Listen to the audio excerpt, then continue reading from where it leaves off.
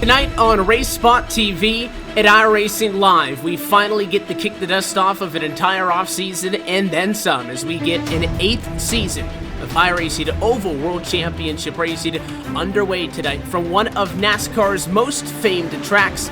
This is the season opener of the 2017 NASCAR Peak Antifreeze Series powered by iRacing, and it all starts right now. The NASCAR Peak Antifreeze Series powered by iRacing is the premier NASCAR eSports series featuring the cars and tracks from the Monster Energy NASCAR Cup Series. The 2016 campaign saw a return to the top of the mountain by Ray Alfalla as a 3-time NASCAR World Champion. The march to that championship was not easy though, despite the fact that Ray Alfalla took home the most points in series history. It just also happened to be the tightest championship fight we had ever seen. These guys are set for the 2017 campaign, and as it has been for the 7 years prior, it is no longer going to be a straight shot to the championship. We are going to see the biggest change in this championship picture in series history, as for the first time ever, there will be a chase for the championship. We're going to go into the Homestead Miami Speedway at the end of the season with the 4 best oval sim racing drivers in the world absolutely tied in the championship. You just got to beat the other 3 guys out and you will become an official NASCAR champion. You're going to get yourself a NASCAR championship ring and, of course, $10,000. These are the iRacing eSport World Championships, the pinnacle of sim racing competition. You can catch it all season long, live coverage on iRacing.com/live.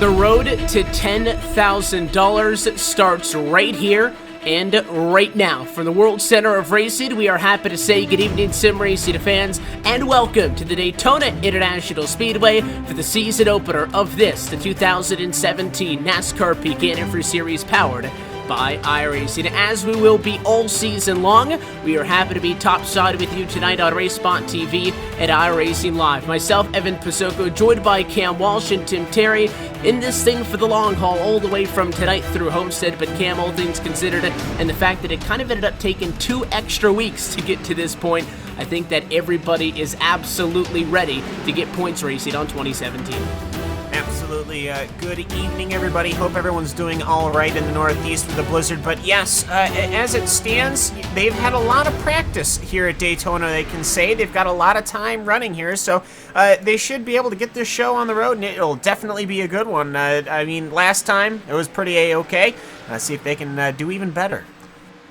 Obviously, there's a lot of excitement for this season, but Tim, I think just right off the bat, we have to acknowledge just how great that 2016 fight was. Came down to Homestead in just a 2-point difference, where Ray Alfalla went on to pick up his 3rd career NASCAR Peak Antifreeze Series championship over PJ Sturgis by just 2 points. Ray accumulated the most points out of anybody in series history. That was also the tightest margin of victory in series history. So this season's got a lot to live up to. For most of that season last year, you had 5 guys that were going for the championship spot throughout the season. PJ Sturgis, Ray Alfalla continued to get stronger, did not miss a beat, and as you mentioned, down to the last race. Of course, with this season, we got a new championship format, but we should expect some of those guys that were in that championship hunt to be there again. And we have some veterans that haven't been in the series for a couple of years. They're going to be strong as well. This is going to be an exciting season. You're going to have some new faces in there. You're going to have some familiar names. And this is Daytona. Who's going to win this? We'll find out in lap 99.9 or so before they come across the stripe. This is going to be fun.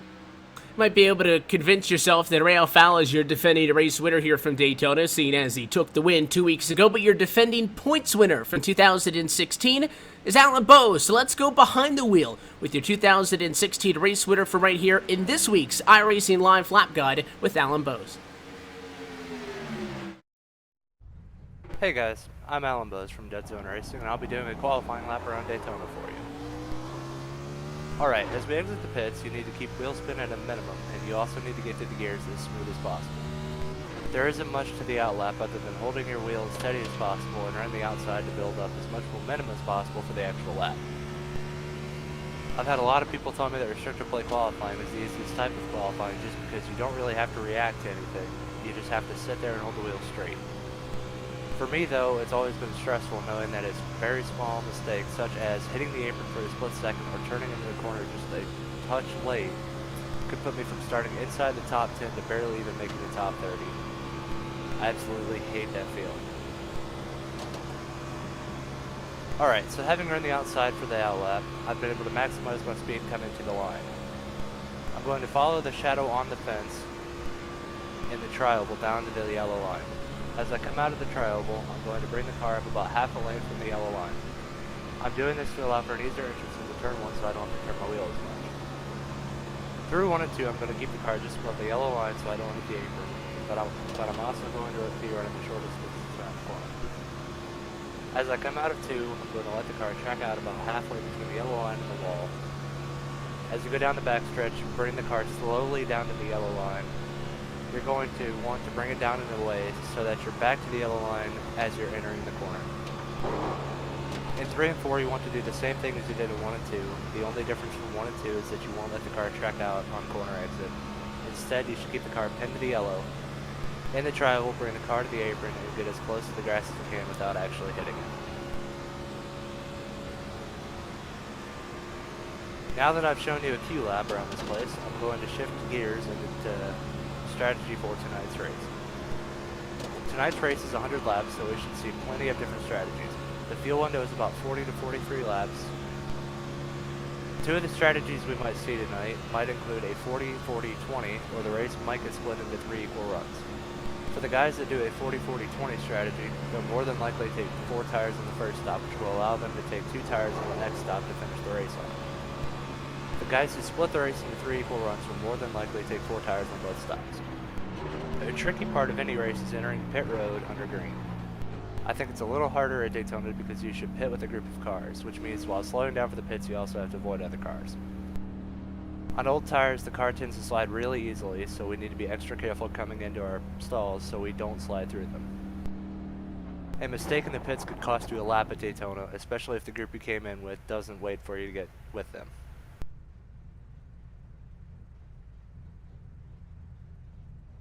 Going back to the 40-40-20 strategy, it could be any variation of that. So you could have guys that do a 20-40-40 or 40-20-40. Any way that that happens, you know, it should work out for them. As we exit the pits, we can merge onto the track as soon as possible as long as it's safe to do so. You'll probably see a couple of big crashes tonight, so a key factor in tonight's race will be keeping the car clean. Some of those big crashes might happen when people are entering pit road, so that goes back to making pit road entrance even more tricky. Everyone also knows that the cars get really hot in a pack, so keeping an eye on the motor temps will also be a top priority in this race. You should expect to see a pretty long green flag run thrown into the mix. And that wraps up this week's lap guide. Enjoy the race.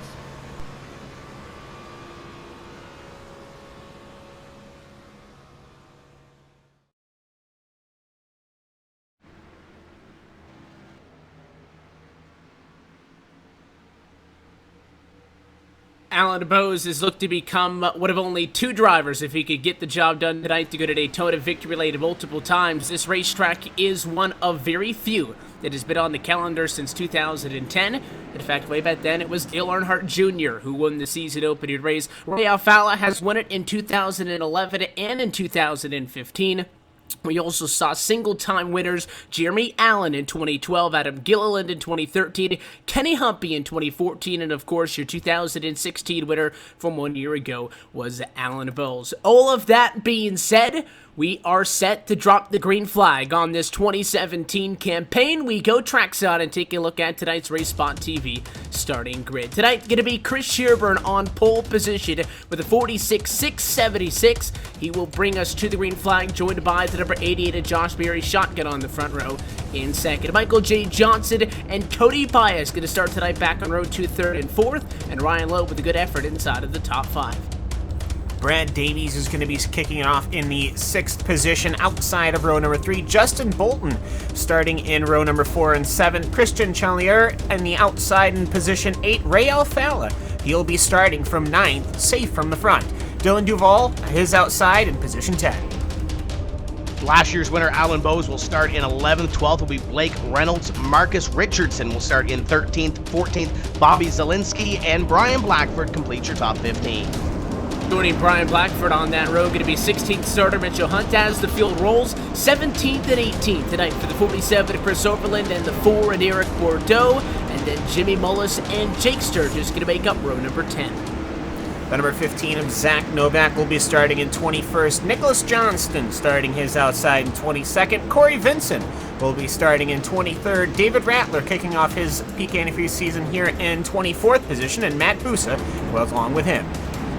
Your next 5 qualifiers include Ryan Luza, Philip Diaz, Byron Daly in the 6th, Alex Bergeron, and Brandon Schmidt round out your top 30. Nick Ottinger, Will Cooley, Logan Clampett, Taylor Hurst, and Andrew Fayash going to make up 31st through 35th. Adam Gill and PJ Sturgios had a very, very great season last time. Will he be able to have a better season this time? Well, if he were to improve, there would only be one spot to do, and that would be to win the championship. He's starting in 37th. Timmy Hill, Brian Schoberg, Casey Tucker, and Michael Conti, with Nolan Scott and Tyler Hill finishing out the 43 cars here today. Look top to bottom at our RaceSpotTV starting grid. Let's talk about tonight's Daytona 250, the first of 16 races en route to a NASCAR Peak Antifreeze Series world title. Tonight's racetrack, obviously, for those very familiar with the plate track on the surface, 31 degrees of banking in the corners, 18 in the trial. But the big thing to note tonight, we have 100 laps and 250 miles to get this thing completed. The pace car is going to make the sharp left-hand turn down to the safety of the pit lane, and we are set to get this 2017 NASCAR Peak Antifreeze Series underway. Chris Shearburn takes the American Ethanol green flag from Daytona. We're off and away.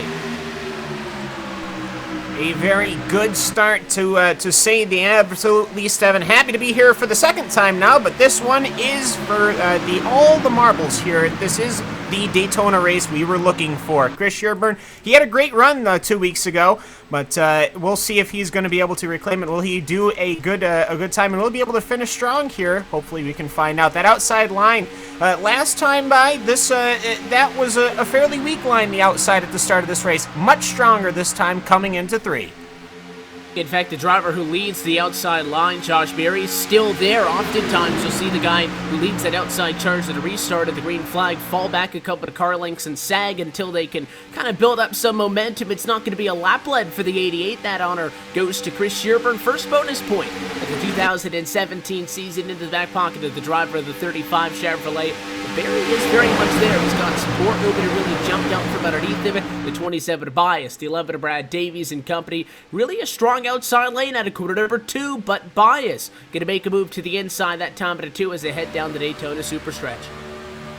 Bias moves low. It lets Josh Berry be the driver on the outside that leads the thing, but now it's Brad Davies in position number 2 on that outside line. The inside line has gained some momentum through 3 and 4. Chris Shearburn continues to lead, but now the top 4, and it might even be 5 single file. Here comes Justin Bolton with his teammate Cody Bias right in front of him, trying to make it a 5-car train up in front, but Berry has Davies behind him. They're trying to push their way back up to the front of the field on the outside line. Michael Johnson pokes the nose out from the outside of Shearburn as he falls back into line. Chris Shearburn leads it on the point number 2.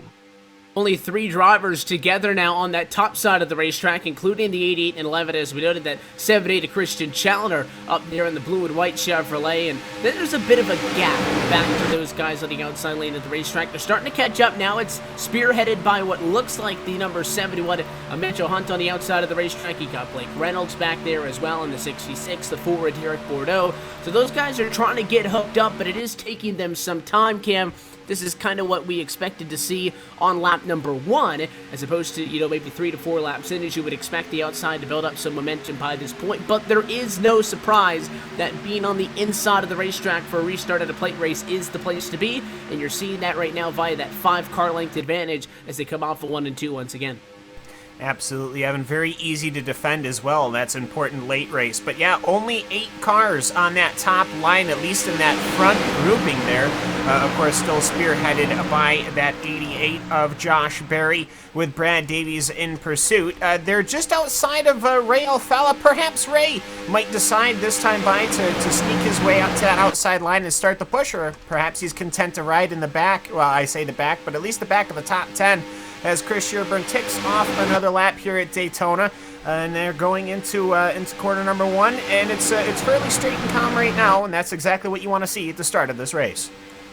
Not that there aren't cars on the outside. Right now there's about 8 total as a couple of shifting goes on towards the middle of the pack. Looks like the 32 going to move from the bottom to the top. And how about Ray Alfalla, again the driver who ended up winning here at Daytona in those non-points race circumstances just 2 weeks ago. But he's the first driver to go bottom to top and maybe give that outside lane of the racetrack some life after 5 laps going to be complete this time. The 2 machine has kind of pumped some blood into the outside line of the racetrack. They pick up about a car length or 2 since they came out for quarter number 4, with now that 2 leading the outside line in front of that 88 machine of Josh Berry as they try to pinch down and to make up for time lost.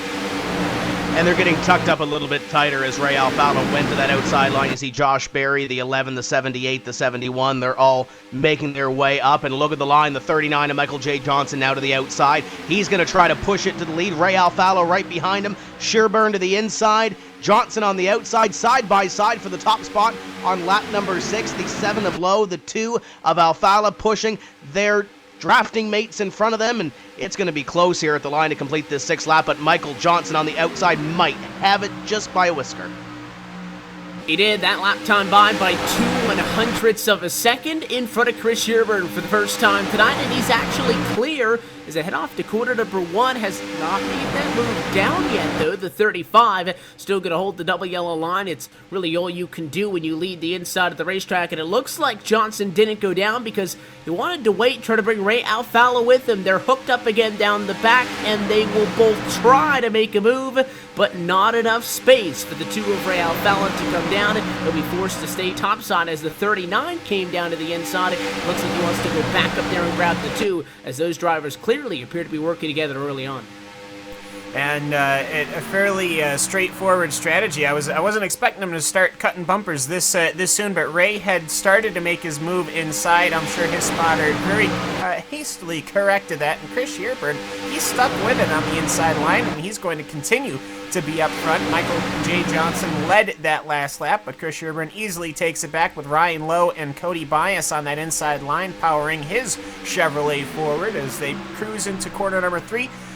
Just some early positioning, but that is important to see. Easy to get them back into the rhythm here at Daytona, pick up kind of where they left off, and well, I guess at the end of it we'll have run 200 total laps split over the 2 weeks, but you know what? That's not that bad of a thing here at Daytona. I can watch this quite often, as plate racing has got to be one of my favorite things to watch. You want to make a note, Ryan Luza, one of the drivers who is a rookie into this 2017 campaign, got here by dominating the 2016-17 NASCAR iRacing Pro Series. A lot of expectations. He is now in 43rd on track. He had a penalty assessed to him for changing lanes before the start-finish line, so that team was assessed a drive-through penalty. The 13 team has obliged and completed that penalty, but it has dropped them to 43rd on track, way at the back at about 26 seconds off the pace. Bad news there is if we stay green for about 20 laps, he will lose his lead lap status as the guys in the draft 202 miles an hour by the start-finish line. Ryan loses by himself about 192. You add that up, you're going to lose a lap rather shortly. We take a look back up to the front of the field. That 35 Shearburn has ended up back in control, and you almost have to question if that move by Michael J. Johnson to not just stay on the bottom and try to go back up once again to re-pick up the 2 Tim's going to hurt him in the long run. He has fallen to second on the outside. Ryan Lowe's been able to get up in front of him, and again, we're not really in that dire of straits, only 10 laps in of 100 on the night, but he could, I think, be leading this race if he didn't go back up to the outside. If you're going to try a move, this is the best time to do it early in the race. The 78 of Chalner goes back to the outside line. He was on the outside, went back down to the inside, picked up a couple of spots, and now he pulls out in front of Ryan Lowe, and they'll try to take the lead on the outside. It looks like they have a little bit of momentum now through 1 and 2. Chris Shearburn continues to lead. Cody Bias and Justin Bolton, 2 of the teammates in the 27 and 36 on the inside as they push Shearburn down the super stretch. It looks like that outside line had a little bit of momentum at a corner number 2, but falling back now a little bit, and a little bit of separation between Lowe and Johnson as they work the outside. That's the 2nd and 3rd place car on that outside line. Still movement up at the front. Look at the 27 and the 36. Both Bias and Bolton can go to the outside, and that takes away the 2 cars right behind that 35 of Shearburn for drafting help, and fall quickly to the back bumper of the 71, but not before 1 car going to get through. That one about as close as it was when Ray Alfalla tried to sneak through from that 2nd spotted line on the outside. The lead car got it. Cody Bias to the race lead at lap number 12. Bolton going to have to remain topside. He gets an opportunity now to lead the outside charge with 12 laps in the works. And he headed back off to quarter number 3. Yeah, and Ray Alfalla having fallen quite quickly to the back, to the bottom line. He's sitting at about 10th position now, but you know what? This is it's very early goings on as Justin Bolton, I think the outside line is finally getting hooked up here as Christian Chalnier and Ryan Lowe are powering the outside line, whereas Mitchell Hunt and Chris Shearburn are powering the inside line behind Cody Bias, but not too much posturing right now. I see Josh Berry perhaps looking to sneak down to the inside line in the middle of the pack. No, he'll think better of it. You're running about 2 wide going down the super stretch until about 22nd position. Jake Sturgios and Corey Vincent, your first car is running single file back in the 22nd position. I think it might be 10 drivers on the outside, and then it's single file from there on back, but really no breakaway up front. You could call it about a 41 driver lead pack all the way back to Andrew Fayash, the 3rd in 41st position. 3 wide now towards the front of the field, forced up and out of line.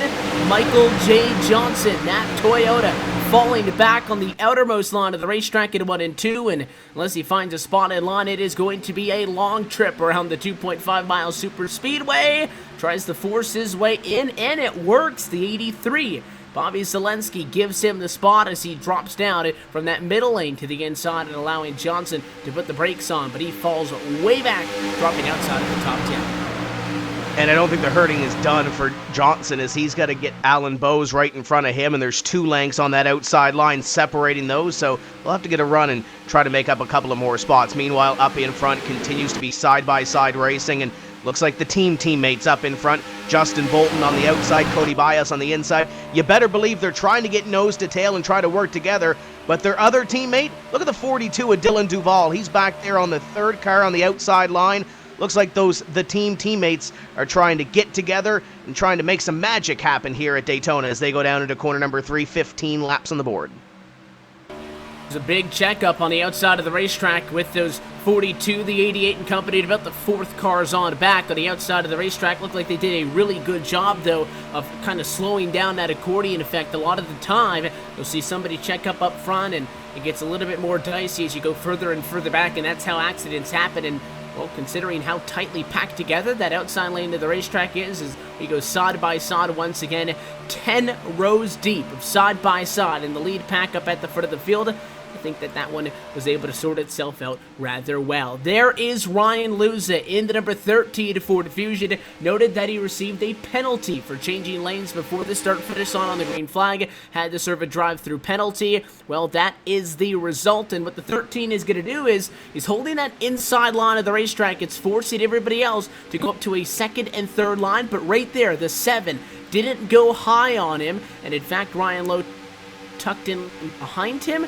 Because of that, he's going to be able to stay inside of this lead pack, and maybe because of that, kind of hold that first car one lap down position as he's blended right into the thick of things, about 5th in line on the inside. Yeah, and Ryan Luza was one of your strong front-running cars. Boy, I'm sure he wished 2 weeks ago was for all the marbles because, well, it's not a good thing to, before you even get to the very first pit stop, already be one lap down. So the only other car that I see out there that's free-floating, as it were, would be Michael Conti, that number 5 car. I'm not sure what happened to him, but he's rolling alongside on his own, as he's just entering corner number 1. They're just exiting the tri-oval, so it wouldn't be too long now before that number 5 Chevrolet goes a lap down as well. But Evan, it's been interesting because we've seen a lot of posturing from about position 5 to about position 15. It's like these guys can't really make up which line they want to run, which I'm not sure if that's because they're just trying to see new lines, or if they're just trying to slot themselves with their teammates, or what they're doing. Yeah, and you have to expect early in these races, and again, Daytona is very different from other tracks. Other tracks, especially the 1.5 mile racetracks or the Fontanas and such, if you have people who maybe out-qualify what their car can do in the green flag run, or vice versa, somebody not get the qualifying effort that their car really deserves. This beginning portion of the race is where you see a lot of action until guys kind of find their spots in line. We don't have that at Daytona. Every single car out there can run up first. It could also end up in 43rd at the end of the night. So you have to find help, and having teammates is absolutely critical at this level of sim racing when it comes to the R&D in between races and the practices and working on setups and such. But on the racetrack, you get very few opportunities like you do at Daytona to really work together. Yeah, and when you do start working together, sometimes it can change on a lap-to-lap basis, just depending on where the momentum goes and whether you can really sort of use the draft to sort of pick yourself forward.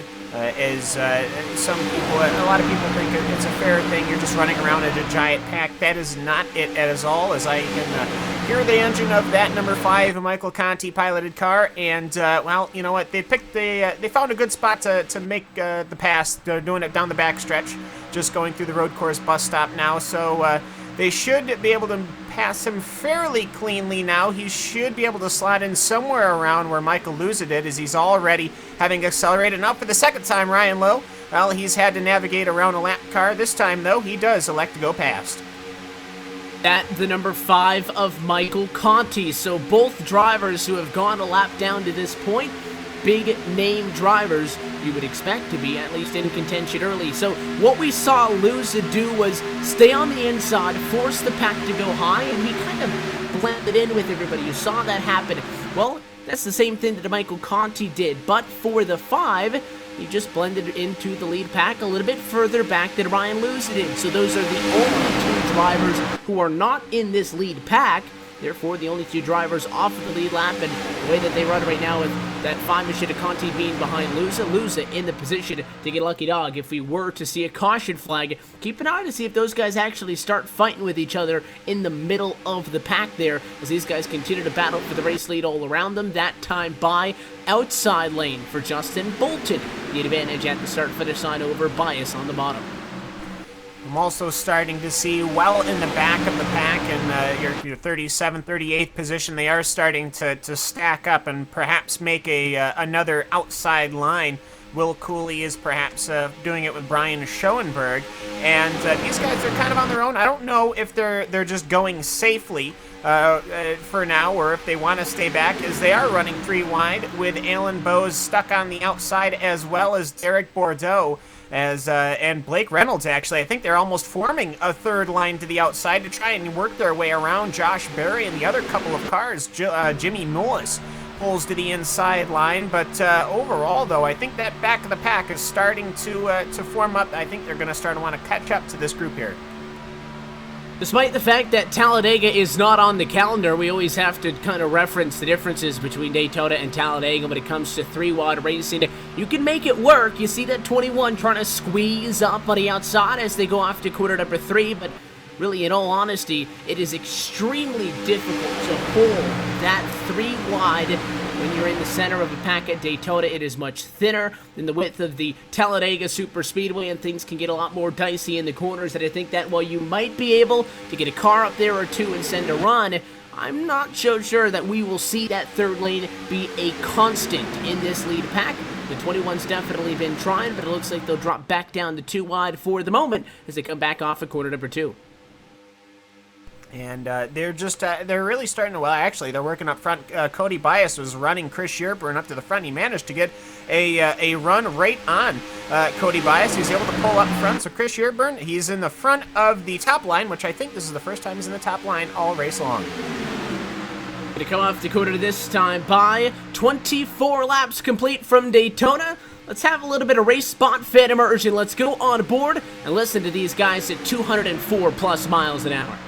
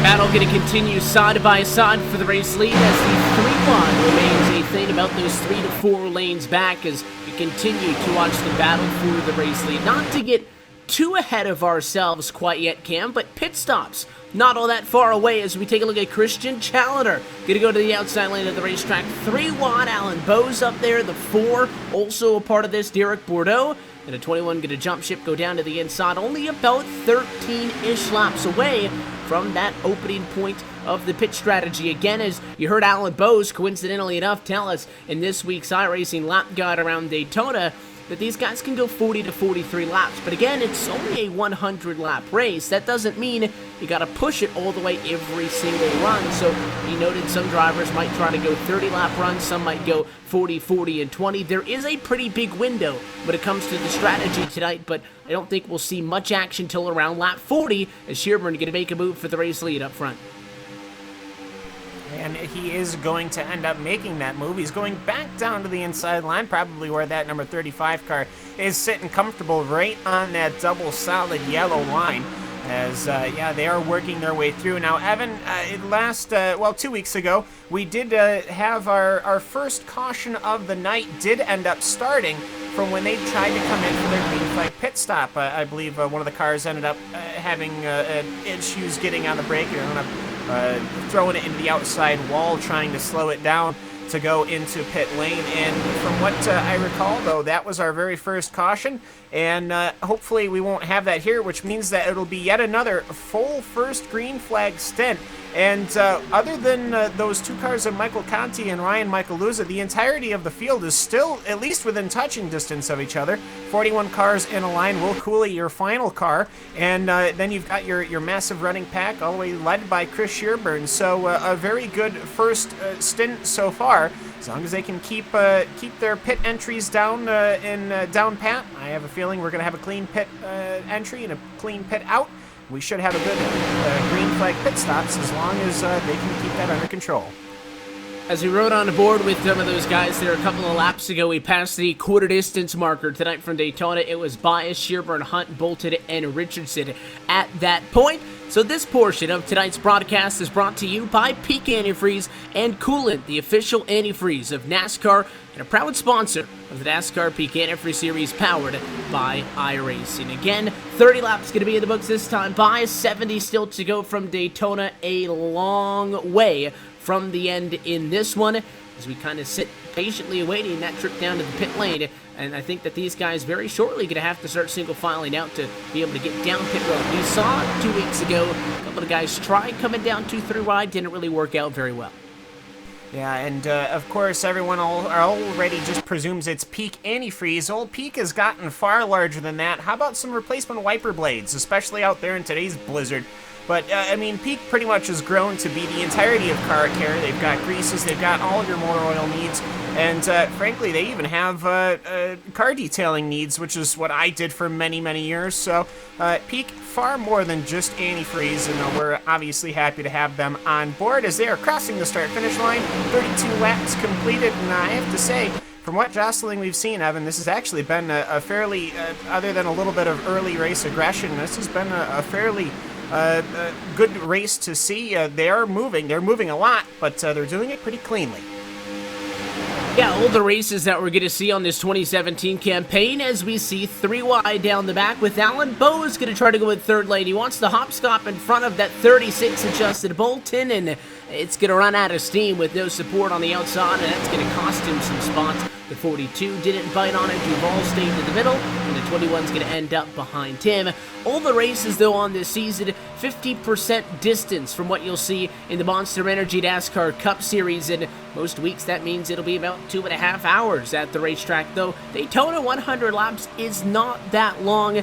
Time-wise, we're already at the 1/3 distance marker, and the green flag dropped about 25 minutes ago, so it is not a long night at the racetrack. These races can get long if the carnage starts to fly, but I would agree with you in saying that so far so good tonight from Daytona, as we keep an eye to see if anybody else is going to try to make some late moves on the outside of the racetrack. Again, if you're that 36 bolted, you have to be thinking getting down to the inside for pit stops rather soon, and you would much rather get to the inside by hopping up and around the 35 of Shearburn for the race lead than having to drop back and find a spot in line. So these guys might have to get a little bit interested if they want to get the job done before that pit window hits in about 6 laps.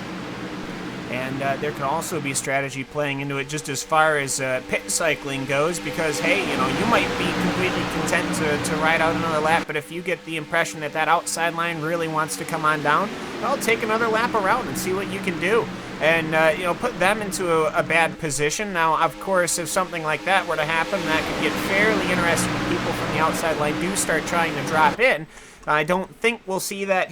They're going to probably have a very, hopefully, a relatively mundane entry into pit. But what we do want to see, though, is those groups. You want to see groups of drivers as the front line is trying to collapse into single file. Justin Bolton, Dylan Duval trying to do what Ray Alfalla tried to do earlier in the race, but wasn't able to pull off. And once again, it's Chris Shearburn spoiling both of those, as he had to keep Dylan Duval to the outside, did not let him come in. So Chris Shearburn wants that inside line. He's going to keep it with Cody Bias underneath, but they might get him this time by going into corner number 3, and I believe they are positioning themselves to get into pit lane. Yeah, perfect. Both of them. I think that we've seen a couple of people try to get 2 cars by, and I'm not sure if it's worked so far to this point. At least 2 times that second car came up just a little bit shy of also being able to slice down to the inside of the racetrack. That time it worked, so Bolton to the number 1 position. Dylan Duval followed him through in second, and again, Duval was running in the position that Alan Bowes was in. Bowes went to a third line. Duval took that spot away. That's why the 42 is second, and that 21 right now runs in third position. But I think Alan Bowes might be able to get the last lap in this thing as we power down the Daytona Superstretch once again. 208 miles an hour. That time off to quarter number 3. The 21 could be set up here to make a move for the race lead and a play for that position before the pit stops hit still. Yeah, only 208 miles an hour as we're clipping down lap 36, starting lap number 37, that outside line. It seems to be a fairly good place to be. I think after 37 laps on these tires, the cars on the inside line are getting a little worn down as I see them almost dipping to underneath 200. Whereas the outside line's able to keep the momentum just a little bit better. So the outside line coming into play, but whenever anybody gets a powered, strong hand on the outside, they always seem to dip to the inside, which, of course, is expected when that entire outside line is going to be wanting to come into pit lane at some point. Their outside line, as it stands, is 6 full cars going all the way back into the about the 10th position between the two groups, the outside line and the inside line. And another thing, though, Evan, is that these drivers are going to start signaling that they're going to be going into pit lane, and when that happens, I think that is when you start getting it fairly interesting, as a couple of cars cycle back. Justin Bolton actually cycles it back a little bit, as Alan Bowes and Derek Bordeaux to the front. Yeah, he sat back, watched the 36 to 42 make a move, and then he did it on his own. Bordeaux, though, maybe not necessarily completely loyal to Alan Bowes. After they both got clear, the Ford looked like he was going to jump back up to the outside that time, try to get in front of the 13 machine, and maybe try to do something with that again. That's Ryan Luza. He's a lap down. He's not battling for position, but he's probably trying to stay in front of Michael Conti again. To be noted that they were both inside of the lead pack, despite the fact that they are both one lap down. Well, Conti's side by side with the driver who's running in 18th. Luza side by side with the drivers who are running in 3rd. So the 13 at the moment, the highest running of those two drivers, one lap down. So he's in a position that obviously he wants to get with some friends to come down to the pit lane with, but it's always a dicey situation having drivers laps down, mixing it up with the lead pack. So far, they've been doing a really good job at kind of balancing that, and the 13 barely going to get over to the nose of the 36, as it sounds like we have pit stops coming up this time at quarter number 4. Had a lot of radio chatter, and drivers are in. And it's mostly from the rear of your field. A full group comes in. Everybody seems to be doing a good job cycling it down, even though they're 2-3 wide, potentially. Nolan Scott, he's obviously in a hard luck spot. He has to go straight from the brakes to turning in all the way to the end of the pit lane, but he manages to make it work, as right now it's 1, 2, 3, 4, 5. About 10, 15 cars on pit lane right now. They're kicking their tires off and getting the full tank of fuel, working their way through. So it wouldn't surprise me if they don't come in this time by the main predominant section of the field, being led currently by Alan Bowes. They are going to come down this time. Alan Bowes, Derek Bordeaux, Ryan Luza, Dylan Duvall, Justin Bolton, tight to the pit lane. Cody Bias, Blake Reynolds, you got Marcus Richardson, Mitchell Hunt, Josh Berry, everybody down to the pit lane, to the point where some of them were 3 wide when they came by the pit road entrance commitment cone. So everybody going to go into the box. A first clean green run of the race. No incidents in the opening 40 laps of contest here tonight from Daytona. Alan Bowes going to go with tires and fuel. 4 tires is the call. Looks like for both the drivers on pit lane. Now, I don't really think anybody's taken 2, but Josh Berry, though, very slow pit stop. He is going to be well in the back of the field, where he was originally one of the front-running cars as they stormed into pit lane, so he must have cycled it back just a little bit. But of no surprise, Alan Bowes came in first. He'll come out first with Derek Bordeaux behind Ryan Michael Luza, very quick as well. He'll be what would have been 3rd position, but of course, he's a lap down, as well as Tyler Hill and Michael Conti. Now, where's that front-running pack right now? Well, they're all on pit lane. I did see a car have to back up. Bobby Zelensky ended up having to pop it into reverse as the rest of the field gets their tires, gets their work. Chris Shearburn, he's in that front spot in that 35 Chevrolet. He will be pulling out. He's also getting 4 tires and fuel. Looks like that everybody really agreeing what's needed there, and that is 4 tires and fuel. He's going to be beat off the pit lane, though. The 10 of Corey Vincent going to beat that 35 off of pit road. Looks like the 47 of Chris Overland going to go right up above that double yellow line, get in front of him as well. That is a scenario where we'll having a pit stall down at the end of pit road, and in the instance of Sherburne, the number 1 pit stall is great for caution flag pit stops, because you only have to beat the other drivers off of that line, which is right in front of you. On green flag stops, you have to build up some momentum. Those guys behind him were already at pit road speed at 60 miles an hour by the time they came off of the pit lane, and that cost him some time. But there goes that 21 on the outside of the racetrack. Alan Bowes pitting laps before these guys, and well, they've already got momentum built up at the outside of the racetrack. Bowes with Derek Bordeaux in the 13 machine as well. Orion Luza in tow. Going to work their way around the outside back to the race lead. Very interesting here, Evan, because I'm looking at the actual pit stop times. It seems everyone was in the 14 to 15 second bracket. A couple of cars weren't. Corey Vincent, he only had an 11.7 second pit stop. Logan Clampett, PJ Sturgios, as well as Brandon Schmidt, and I believe that's Andrew Fayash III. Perhaps that they had only taken 2 tires on the outside of their cars, of course, and that wouldn't surprise me too much as to why they were able to get away 3 or 4 seconds earlier, as they're starting to get everyone starting to form back up. But in doing that, though, we're going to have a bit of a different front end. That outside line picking up steam. It was being led by Brian Blackford, but Logan Clampett pulling up and Chris Sherburne pulling up. They're dancing back and forth already. Start move by the 44 to go back to the inside. It'll kind of force Sherburne to the outside of the racetrack. The inside, the place to be this time off of quarter number 2. A couple of guys going to look high if they want to commit to that move. Looks like Chris Overland thought about it. Clampett going to fake him out, though. What a move for the 44 of Logan Clampett. 47 of Overland was kind of leaking that he wanted to go up to the outside. Stepped up about half the lane. The 44 was going with him. Clampett went back down. The 47 went down with him, and Clampett just crossed him over into the outside and making a play for the race lead is Logan Clampett on a sporty move. Yeah, once that outside momentum, they've only got 3 cars ahead, and we don't normally see the outside car pull up, or the inside cars. Typically, those 3 cars don't pull up. You know, the 4th car, maybe the 5th car, maybe the 6th car will pull up in front. But at this point, though, that outside line is so much momentum that you would really be ruining the outside line by pulling up in front of them and ruining your own momentum, and then you would be falling back as well. And of course, that's not to say that outside line might just slide up to make a 3rd lane real quick and drop you well back to the field. So it wouldn't surprise me if Alan Bowes, Derek Bordeaux, and Ryan Michaeluza all stay on the inside, at least for now, with Logan Clampett leading that outside. PJ Sturgios also entering the picture. He stayed in the back for the entirety of that first green stint. He now wants to get some front-running action. Then you've got the strategy calls from Corey Vincent and Logan Clampett. We'll see how they do on their pair of 2 tires.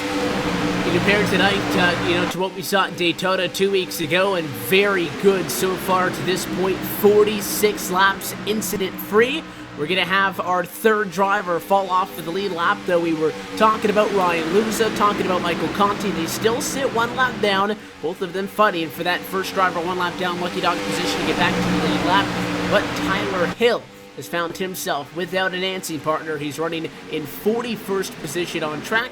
You'll be able to tell which machine is his. It'll be the bright red thing going about 15 miles an hour slower than the rest of the pack as they catch up to him in quarter number 1. And once again, lap cars choosing to hold the inside in hopes of kind of merging themselves in with this lead lap traffic.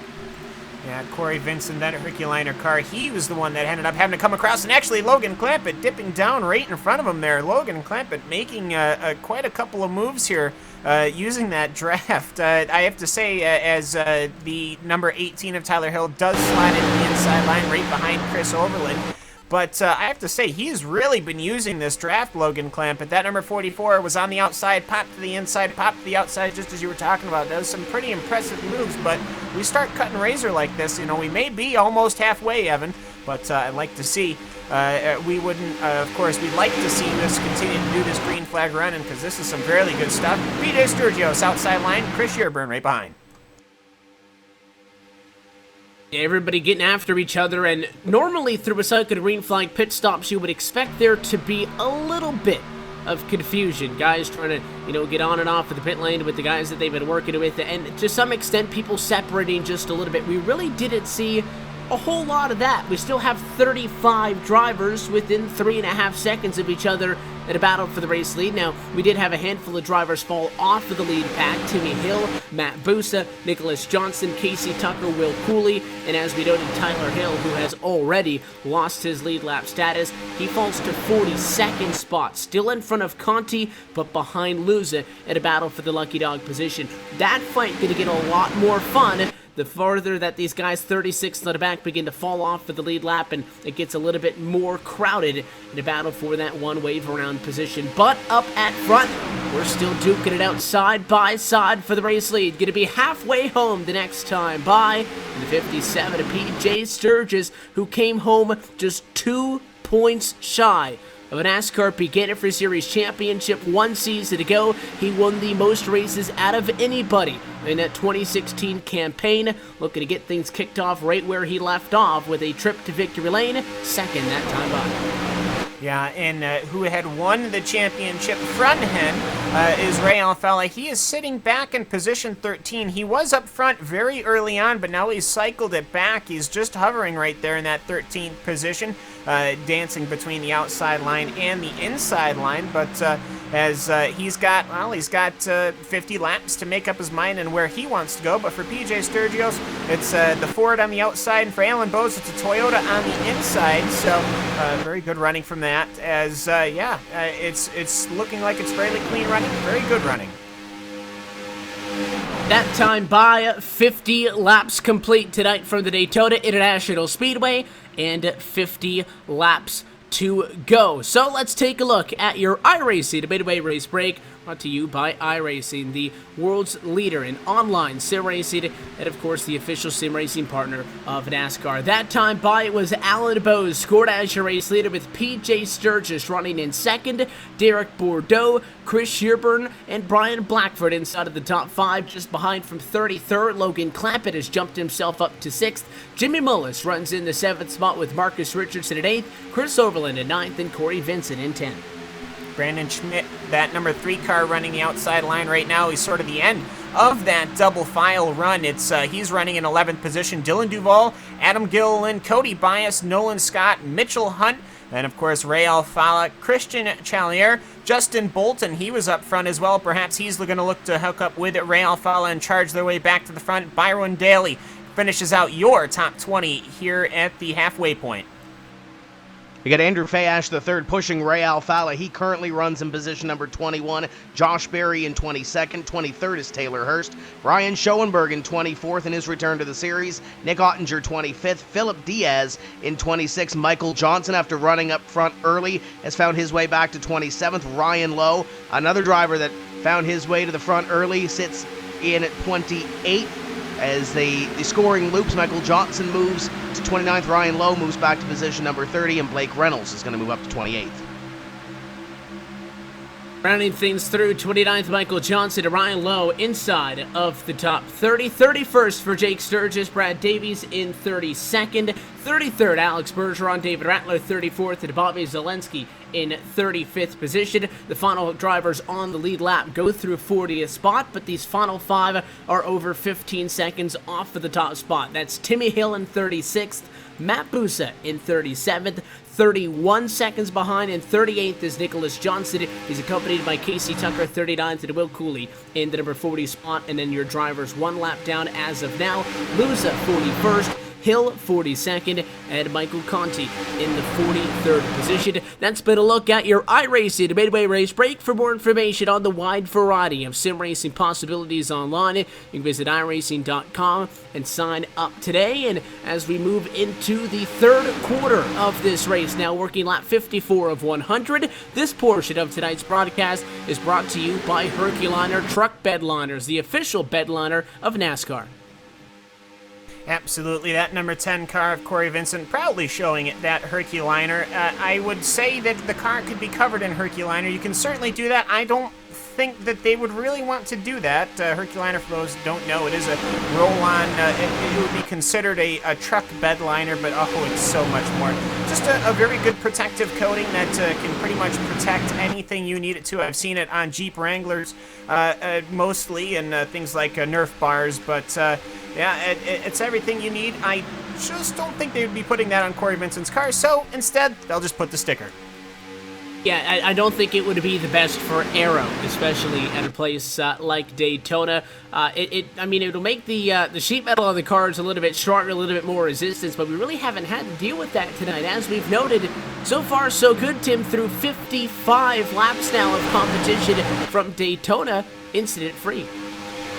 And one round of pit stops completed as well. They still have another one to tackle if we do stay green flag racing. The 10 on the inside of Corey Vincent, still trying to make his way towards the front of the field. A couple of drivers shifting positions around mid-pack on that outside line. I see Adam Gilliland is making his move with Chris Overland in the 47. They're on the outside line, starting to make their way towards the front of the field. I think a lot of these drivers, Evan, waited for that first pit stop to be over, waited to see if there was anything going to happen, and now starting to position themselves for what would be the second round of green flag pit stops and that run to the finish. We are past that halfway point in this race. This is where people start to dance. It's Bowes and Sturgis up in front going at it for the top spot, but Shearburn's been that one constant. He's been up front, sat on the pole, and now he's sitting in position number 4 or 3, however those lines switch. I think Shearburn's got something for this one.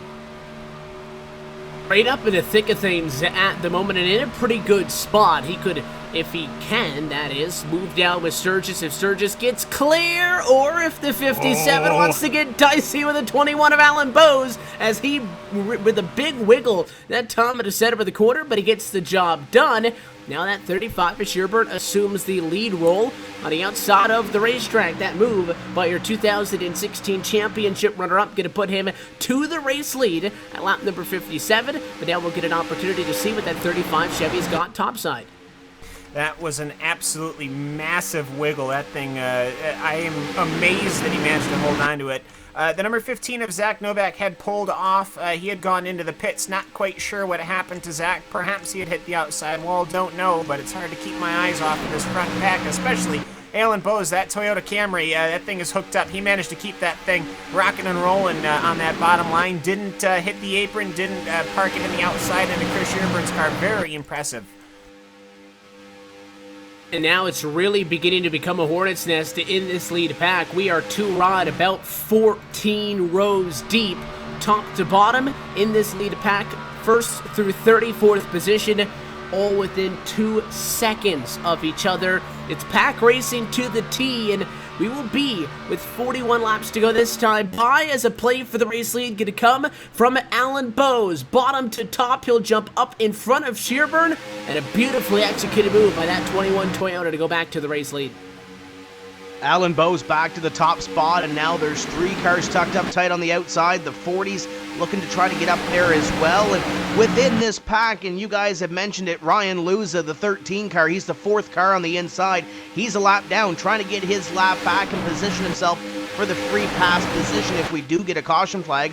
Maybe try to earn it the hard way, getting back up to the front. But he's one of these wild cards right now in this lead pack as he works that inside line. He's underneath the 22 of Blackburn, looking like Shearburn was trying to find a spot into line, couldn't do so. The top line has to reshuffle and get their momentum back, and it looks like they got a run down the back straightaway. Shearburn going to pull up the Sturgis in the 57. The 35 had about 3-4 laps as the lead car on that top side, and he had that 22 of Blackford behind him. They weren't really able to do anything. That's when we saw that 21 of Alan Bowes go from second in line on the bottom, make a move to the outside and get the run. So we'll see if the 35 can get something going before maybe that 57 of PJ Sturgis is kind of convinced to do the same thing, make a move bottom to top. A lot of the time, the best position to be in on the inside is that second or third spot on the bottom of the racetrack, because once that outside gets a good amount of momentum brewing and you can see them coming up, you can just step up in front of them and take that spot away. It's also bad news for the guy who leads the inside line when the driver directly behind him jumps out, takes a lot of speed away as that driver has to fall back to who's third in line on the outside, and that's really what gave that 21 what looked like a very easy move to the race lead just those couple of laps ago. At this point now, if you pit, you could make it to the end of this race on fuel. The pit window is now open. So how long do these guys wait? Do we run what we've got on board dry, go to lap 80 before we pit, or are we going to see somebody mix it up? I wouldn't be too surprised if they just do a full run to lap 80. I would want newer tires, especially with the amount of dancing they're going to have to do. I would wonder what Alan Bowe's car would be doing on tires that were just about ready to be needed to be changed out. I'm sure he still would have been able to hold it, simply due to the nature of it being Alan Bowe's, but you wouldn't want to risk it, though, as especially these cars starting to dance back and forth. I've noticed perhaps on the exit of 4 now, the cars are starting to drop down almost beneath that double yellow line as they come back onto the flatter racing surface, and that's starting to tell me that these cars are starting to get a little loose. The tires are starting to get a little worn out, though. They've still got plenty of life in them, but for the most part, though, these cars are starting to get a little loose and squirrely. Interesting to note, though, Ray Alfalla, well, he's been slowly falling back. He's in position 16. He's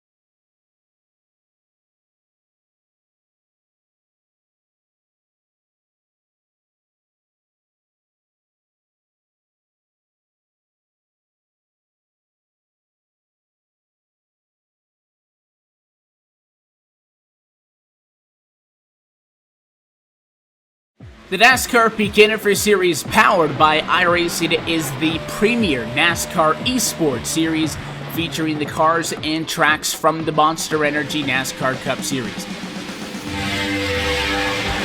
The 2016 campaign saw a return to the top of the mountain by Ray Alfalla as a 3-time NASCAR World Champion. The march to that championship was not easy, though, despite the fact that Ray Alfala took home the most points in series history. It just also happened to be the tightest championship fight we had ever seen. These guys are set for the 2017 campaign, and as it has been for the 7 years prior, it is no longer going to be a straight shot to the championship. We are going to see the biggest change in this championship picture in series history, as for the first time ever, there will be a chase for the championship. We're going to go into the Homestead Miami Speedway at the end of the season with the 4 best oval sim racing drivers in the world absolutely tied in the championship. You just got to beat the other 3 guys out and you will become an official NASCAR champion. You're going to get yourself a NASCAR championship ring and, of course, $10,000. These are the iRacing Esport World Championships, the pinnacle of sim racing competition. You can catch it all season long, live coverage on iRacing.com/live.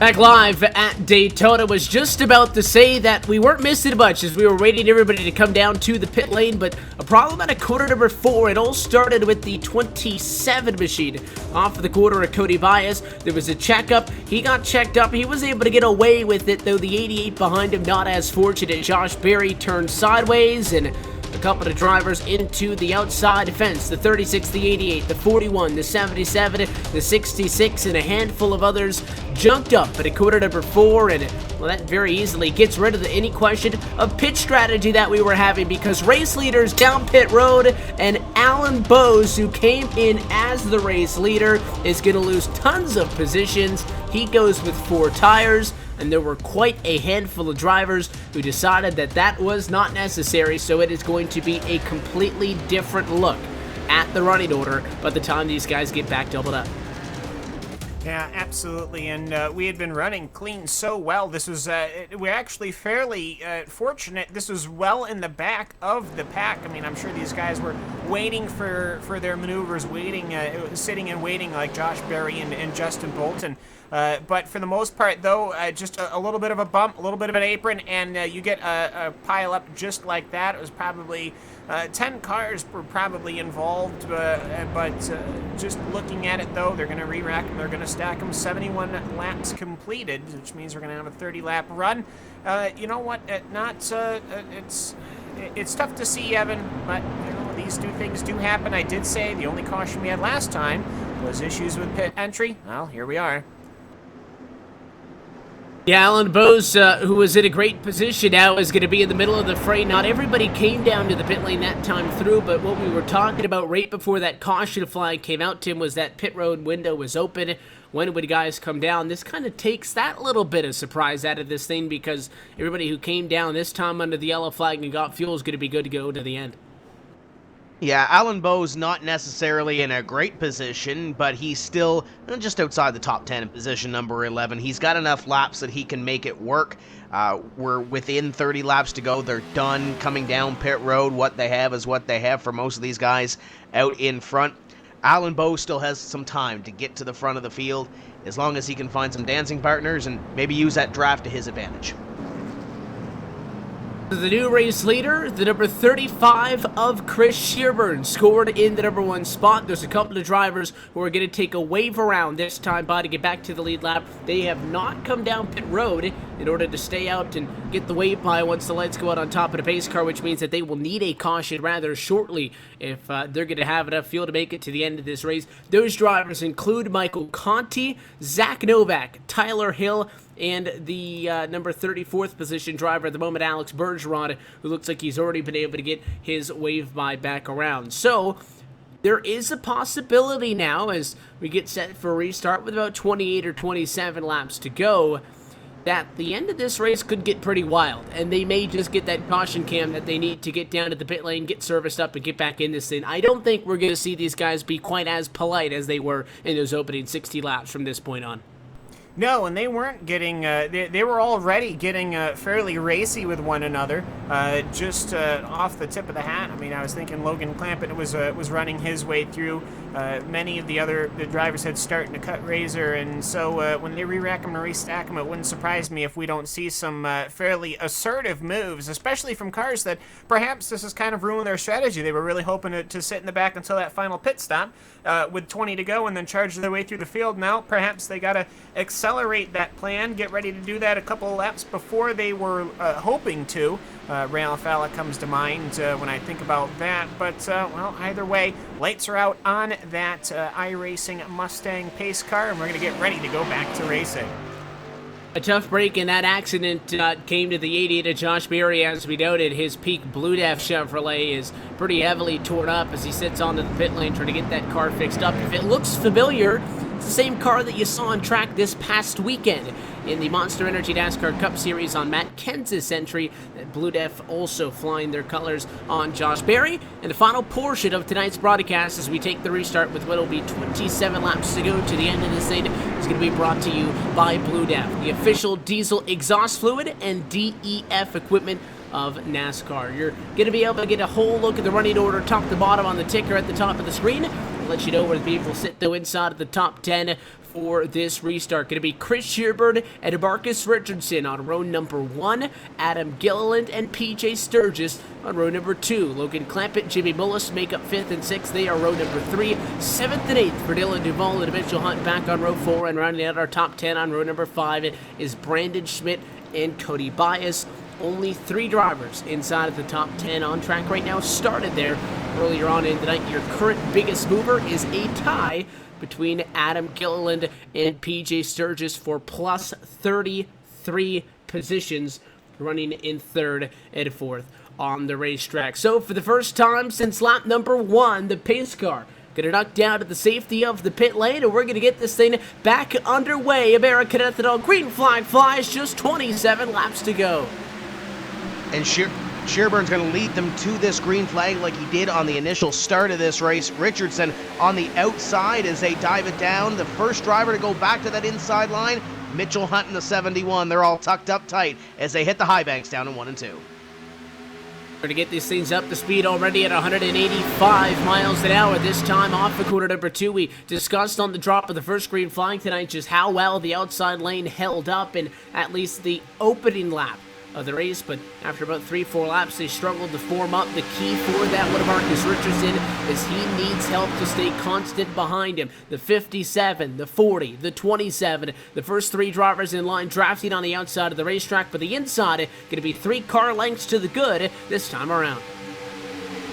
And that outside line going right into the inside lane. Both Adam Gilliland and Marcus Richardson both sliding down, leaving PJ Sturgis on his own on the outside. He is going to be in trouble. Already cycling back. There goes Jimmy Mullis on his inside. Brandon Schmidt on his inside. Cody Bias on his inside. He's going to have to go to Derek Bordeaux back in 11th position before he gets caught up, and his momentum is going to ruin the outside line's momentum just like that. So already going to be having those issues. Also, the total from the wreck, a total of 6 cars have retired, and a couple of cars have gotten their laps back. Mostly Ryan Michaeluza and Michael Conti are back on the lead lap as well. That outside line having completely been decimated now. It is just the inside.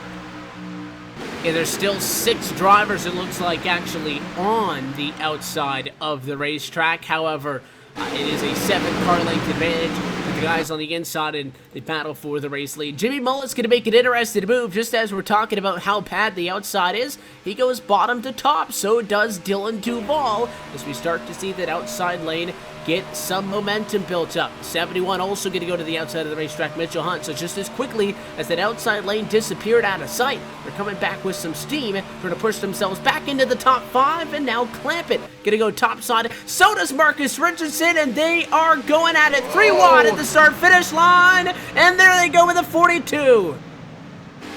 They spin into the infield. Caution flag is out. There's a lot of cars involved in this one.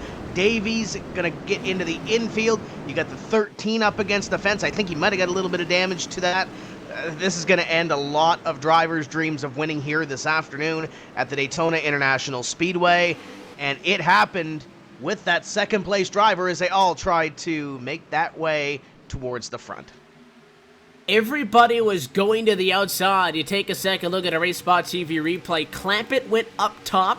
The one machine was following him, but then in front of him, Adam Gilliland made a move to the outside of the racetrack. Logan Clampett tried to go and cross him over, go back down to the inside. The 8 shut the door, and it forced the 44 below that double yellow line. Clampett did a pretty good job of coming back up from the apron there, but just ran out of real estate. The 71 ended up at the fence, and the guys on the outside just got tangled together. The 3, the 71, the 42, the 40, the 27, just the names that were immediately involved in that one. Probably about a dozen cars, Cam, in total, going to end up with damage in that one.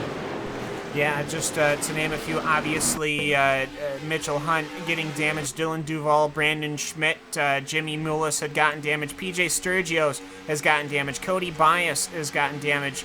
Derek Bordeaux managed to, I think, get out of it. Yeah, he managed to make it nice and clean through there, but other cars not so lucky, including Alan Bowes and Corey Vincent. I think what overall might have happened, at least from what I'm seeing, is that it was a fairly clean merge. I don't think there was anything too dramatic about it. Perhaps the car was still unstable and going into the apron, and then it threw itself up. I don't think he was trying to merge, but when Logan Clampett shot up the track, the one just made a reactionary move, which is not unexpected. And obviously Mitchell Hunt, I don't think they were there was any plan of, hey, you're 3 wide, car coming up the apron, and it's just a little bit of a bumper. And once that started right in the beginning, right in your front 5, that obviously packs up real quick. I think, in all honesty, though, we kind of expected things to get a little bit more dicey like that in situations where guys just aren't going to lift compared to a situation that they probably would have backed out of earlier, and that leads to accidents when you're doing 204 miles an hour or so. The good news out of that is, well, we talked about the people who had stayed out under the last caution flag before this one to get a wave around to get back to the lead lap by not coming down pit road. They have now had the opportunity under this yellow to come down, get fuel, get service, to get back out on track, assuming that they were fortunate enough to not be involved in the accident. And with that being said, I don't see any reason why there should be issues on fuel going forward to the end of this one, but we are looking at a restart at about 20 to go, and just as it was with the restart at about 27 to go, Tim, the more that we see this race start to dwindle down to the end, the less and less these guys are going to give to each other. They're going to start taking more, and quite honestly, 20 laps green to the end would be an optimistic sight. We know how these races like to get at the end with these short bursts of intense racing late. And with those highline bursts coming to the front of the field, you saw those guys go to the outside because that might be their ticket to go to the front of the field and possibly win at Daytona International Speedway. And we've had a couple of drivers that, as you mentioned off the top of the show, Evan, that have won a single race here. And you look at that second place car right now, Adam Gilliland. It's been over 4 years since Adam Gilliland has won in this series. He's got a couple of Pro Series wins. He's only got one NASCAR Peak Antifreeze Series victory, longtime veteran of this series, and now he runs in second. Chris Shearburn, a newcomer to this series, but not a newcomer to sim racing and iRacing in general. And he's going to be defending, trying to win this thing. He's had more time up in front in this race than any other driver has. But every driver that still has a clean car, that still has a chance at winning this thing, they're going to push and they're going to defend in these next 20 laps to try to win this thing. If that high line comes up, you best believe there's going to be some drivers making those moves to the outside, which could lead to something that we just saw. But we'll see how this plays out. Shearburn's been up front. Adam Gilliland knows how to win here at Daytona. And then you got Logan Clampett, one of the most energetic drivers in this series. I'm sure he's going to try to make those 2 spots up and try to win this thing too. As we wait for the restart to get this thing back at away camp, let's talk about some championship racing. How about that? Because the schedule has changed just a little bit in these opening 3 weeks. On the initial calendar, tonight was scheduled to be Las Vegas. We would have next Tuesday off, and then we would go racing at the Auto Club Speedway. What has happened is Vegas got pushed back a week and we're racing here tonight. So For the rest of the season, from weeks 4 on, it's going to be our regular format of about a week off in between. But to get this season kicked off, we've got 3 consecutive weeks of non-stop action right here on RaceSpotTV and iRacingLive. Tonight, obviously, from Daytona. We will be back at it, though, next Tuesday, March the 21st, from the Las Vegas Motor Speedway. 167 laps for the second round of the championship, and then we will have a 3rd consecutive week of racing the Tuesday following, on March the 28th from the Auto Club Speedway for 125 laps. So it's a busy month of March here for the NASCAR Peak Antifreeze Series. It's been a busy month of March for us all. Even just going outside of the oval racing on RaceSpotTV, we've already had the 12 hours of Sebring. We're going to have a 24-hour of Le Mans at the end of the month. We're going to have also the iRacing World Championship Grand Prix Series. So very, very busy month for us all in March, and we're happy for it. Right back into the prime of sim racing, and I wouldn't want to be anywhere else right now. And just as the weeks chew on by, it goes fairly quick. You'd think with a 2-week break, with a week break between most of the races, that it would feel a little bit spread out, but it's really not. And of course, back-to-back runnings, Daytona, Las Vegas, that is going to be fun. And I think Evan is probably the best decision to make the most out of a really not so good situation. Get it done, get it over with quickly. Start at Daytona proper. Next week we'll be back at Vegas. I think we'll make it work. And this year, I'm a bit sad, but we're going to Sonoma instead of Watkins Glen, and I'm okay with that because Sonoma's always a grand old time too. Yeah, that's something that we talked about on our NASCAR Peak Antifreeze Series preview show with some of the changes. New tracks, Pocono back on the calendar this year, and of course Sonoma going to be replacing Watkins Glen as our lone road course. Those 2 races, by the way, are going to be 8th and 9th on the calendar, respectively. June the 13th for Pocono and June the 27th for Sonoma. The other big difference as the lights go out on top of the pace car that we need to talk about, Tim, is the chase for the championship. A 3-race round number 1 through Darlington, Chicago, and Dover, and that will be the top 8 drivers in points after the opening 12 races. In those 3, you can win and get yourself into Homestead. It'll be a combination of drivers with wins and or the top 4 in the points to get 4 drivers total that'll race at our season finale October the 10th from the Homestead of Miami Speedway in a winner-take-all showdown, which should no doubt be thrilling. Green flag, though, gonna fly as we get back underway, side by side in contact at the start-finish line with 19 laps to go. Adam Gilliland was on it on that restart, tried to get a little side drop by the looks of it off Chris Shearburn. He falls back as he's now side by side with Logan Clampett for the 2nd place position. We saw this on the last restart, and we saw it on the initial start of the race. It seems like the outside line loses a little bit of momentum in the first couple of laps, and then everybody hops back up, and it ends up being the train to go to the front of the field. Adam Gilliland now on the outside. He's trying to get that outside line to work, but it looks like there's a little bit of a gap from the 4 to the 10. That might hinder his progress a little bit as Shearburn comes up at a corner number 4 as your leader. He'll complete 82 laps this time. As the laps continue to wind down into the final 5th of this race, every single battle for position becomes that much more critical. And again, the question is, what does the outside line do? Well, there is no outside line this time. One more driver going to jump ship going down to the inside. That time of the quarter was that number 1 machine. Abandoned the top as Richardson went to the bottom. And with absolutely no help, you can see just how much of a struggle it is for Adam Gilliland as he falls like a rock by himself on the outside. Yeah, that outside line for the 2nd time now. I'm not quite sure what the attitude is, but that 2nd time now that outside line is really faltered and fell apart. I'm sure they'll build up. Obviously, I think people just want to get some laps out of the way first.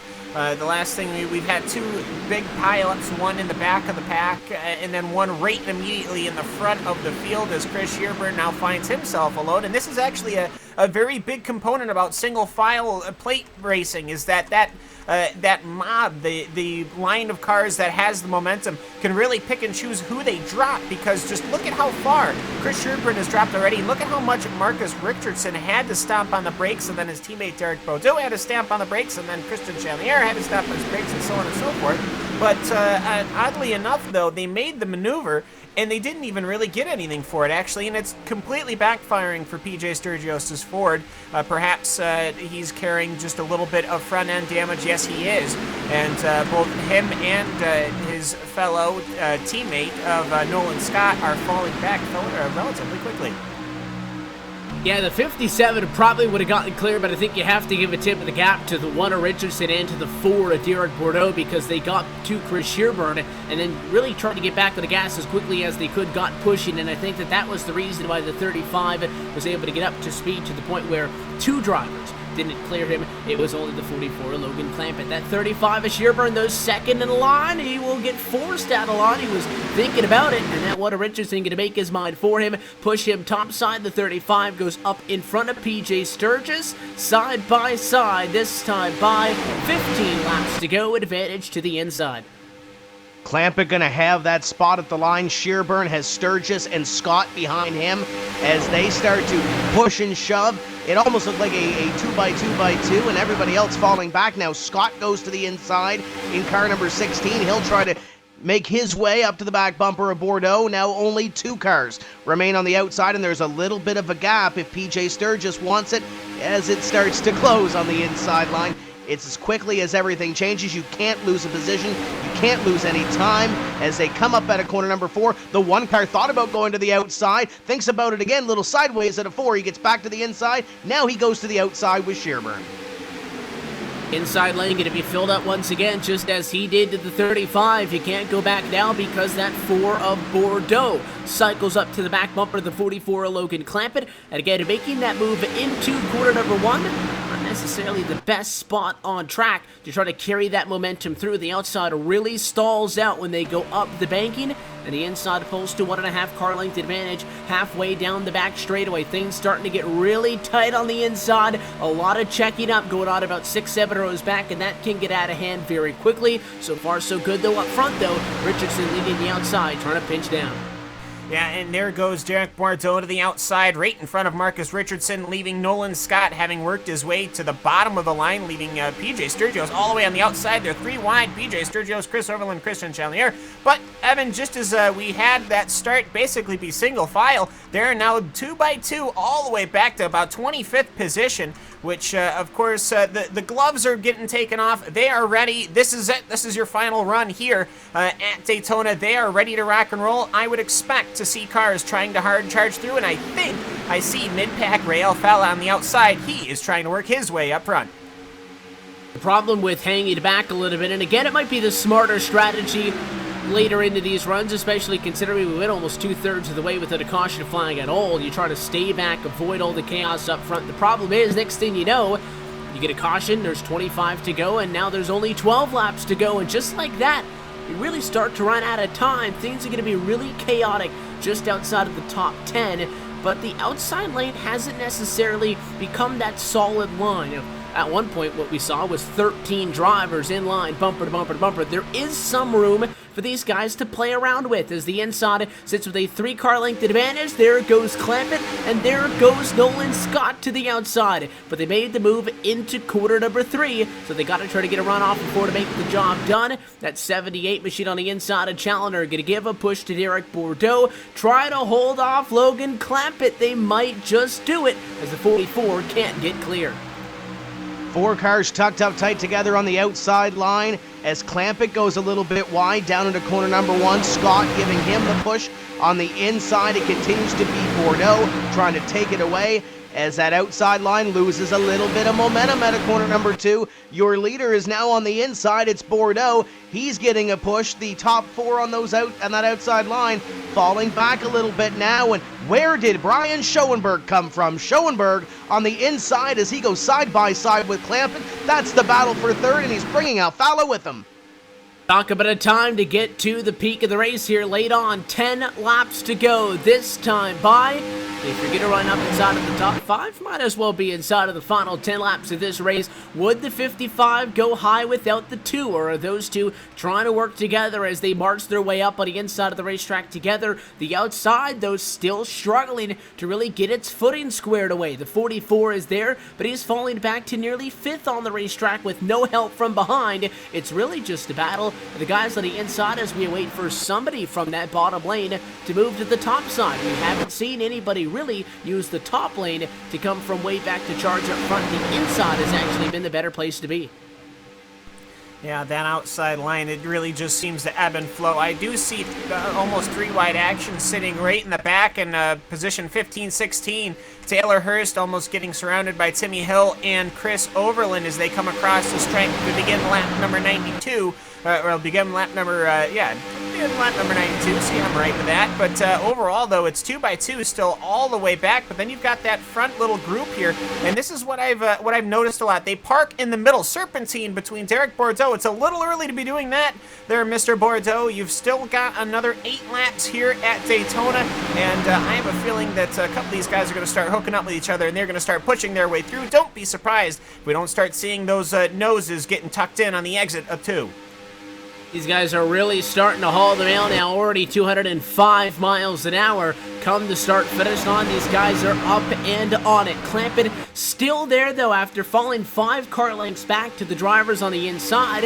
Miraculously enough, nobody jumped up in front of him at a 44 Chevrolet in a great position with Nolan Scott behind him. But they need the rest of the guys on the outside to get up here, get with the program. The 57 of Sturgis, the 1 of Marcus Richardson, and a 74 of Taylor Hurst. They are coming up strong, and now the outside in full force.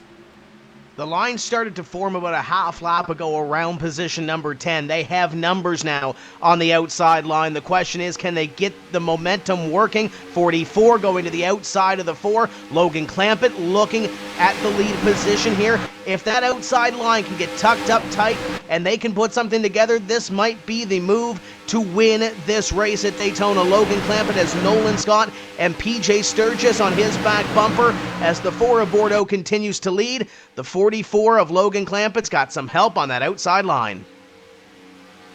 Side by side for the race lead down the Daytona Super Stretch. Only 6 laps remain on the board this next time around. With that, do have to note that if a caution comes out inside of the final 5 laps of this race will not go back at a green flag condition, so any move you make from this point on could be for the race win. 6 laps to go, the advantage still a half a car length to the inside. Derek Bordeaux. And to take the devil's advocate for that, every single move you make could be the last lap that your car is going to be running. You could wreck it in the outside wall. Very easily you can wad this group of cars up, and you got to be careful, though. We run a full caution here, no green, white, checkered, so we're almost to that point, Evan, where if there is a yellow, this would secure the field. You've got a couple of lap cars actually coming upon Brian Blackford and Brandon Schmidt, 2-lap cars. They are very slow. They're in the 180s. They should probably drop down to the apron. Oh, Brian Blackford looks like he's going high. Brandon Schmidt, he looks to be going low. And the rest of the field, are they going to have to try to pack through the middle? So either way, they're going to have to try to navigate these 2-lap cars. Late game changing here as Brian Blackford's to the outside, Brandon Schmidt to the inside. One way to do it, those lap cars got stuck side by side, and looks like everybody going to be able to file through on the inside of the machine on the outside of the racetrack, as it looks like that 3 jumped to the apron to get out of the way. Look at the move by Christian Challoner, though. The 6 going to throw a block. There's contact down the back. Schoenberg going to get punted down to the apron. He will force his way back up on track, and somehow everybody in one piece coming to 4 laps to go. Here they come off of quarter number 4. Clampett now on the outside. And Bordeaux made a perfectly timed move to get underneath Clampett. They're still side by side. There they go. 39 around. Johnson around in front of the pack. Caution flag is out. Derek Bordeaux in front with 3 laps to go. He should be able to take home the win from Daytona as carnage breaks out behind him. And that is a tough way to finish the race. It was looking so well. Michael J. Johnson, he had managed to save the car after really getting doored by Brian Schoenberg, but unfortunately, just coming through the start-finish line, he got nipped by Marcus Richardson. Then he got nipped by Taylor Hurst, and once they started going around, and I think one of the toughest things to see is Chris Shearburn was involved in that one, guy who had led pretty much this whole run. He's cycled all the way to the back of the pack. The most visual car involved in that one was the bright red 14 of Timmy Hill, who barrel rolled about 15 times between the start-finish line and quarter number 1, and again, they did a spectacular job of hanging on to it, down in 3 and 4, and they just ran out of opportunities to do so, and it all broke out in the tri-oval, and the 39 snapped back up the hill and was done from that point. The 8, the 14, the 34, looks like the 25 also involved, the 6, the 15, just to name a few of them. The big one strikes, and it struck just inside of our 4-lap-to-go window. And as we come back live and take a look at Eric Bordeaux behind the iRacing.com Ford Mustang GT pace car, maybe if that caution came out about 1.5 laps earlier, they'd have an opportunity to get this race back in green flag conditions. That is not going to happen, much to the pleasure, I think, of the driver of that number 4 Ford, if he can hang on for 2 more laps under the yellow. The winning move came down into corner number 3 on lap number 96, Evan, and that's when the sense of urgency began. That's when Brian Schoenberg got doored to the apron, and I think they might have saw that in the rearview mirror. They saw a car go down to the apron, and that's where everything breaks out. You have the 4 car go down to the inside and kind of beat the 44 to the entry down into corner number 3, and Logan Clampett can't do anything else other than watch that 4 car drive by to the point where he is ahead when the caution flag falls. Perfectly timed move by Derek Bordeaux to win this race. It's going to be a tough pill to swallow for Logan Clampett because he becomes about a half lap or so away from winning this thing, albeit you can't predict when the caution flag is going to fly.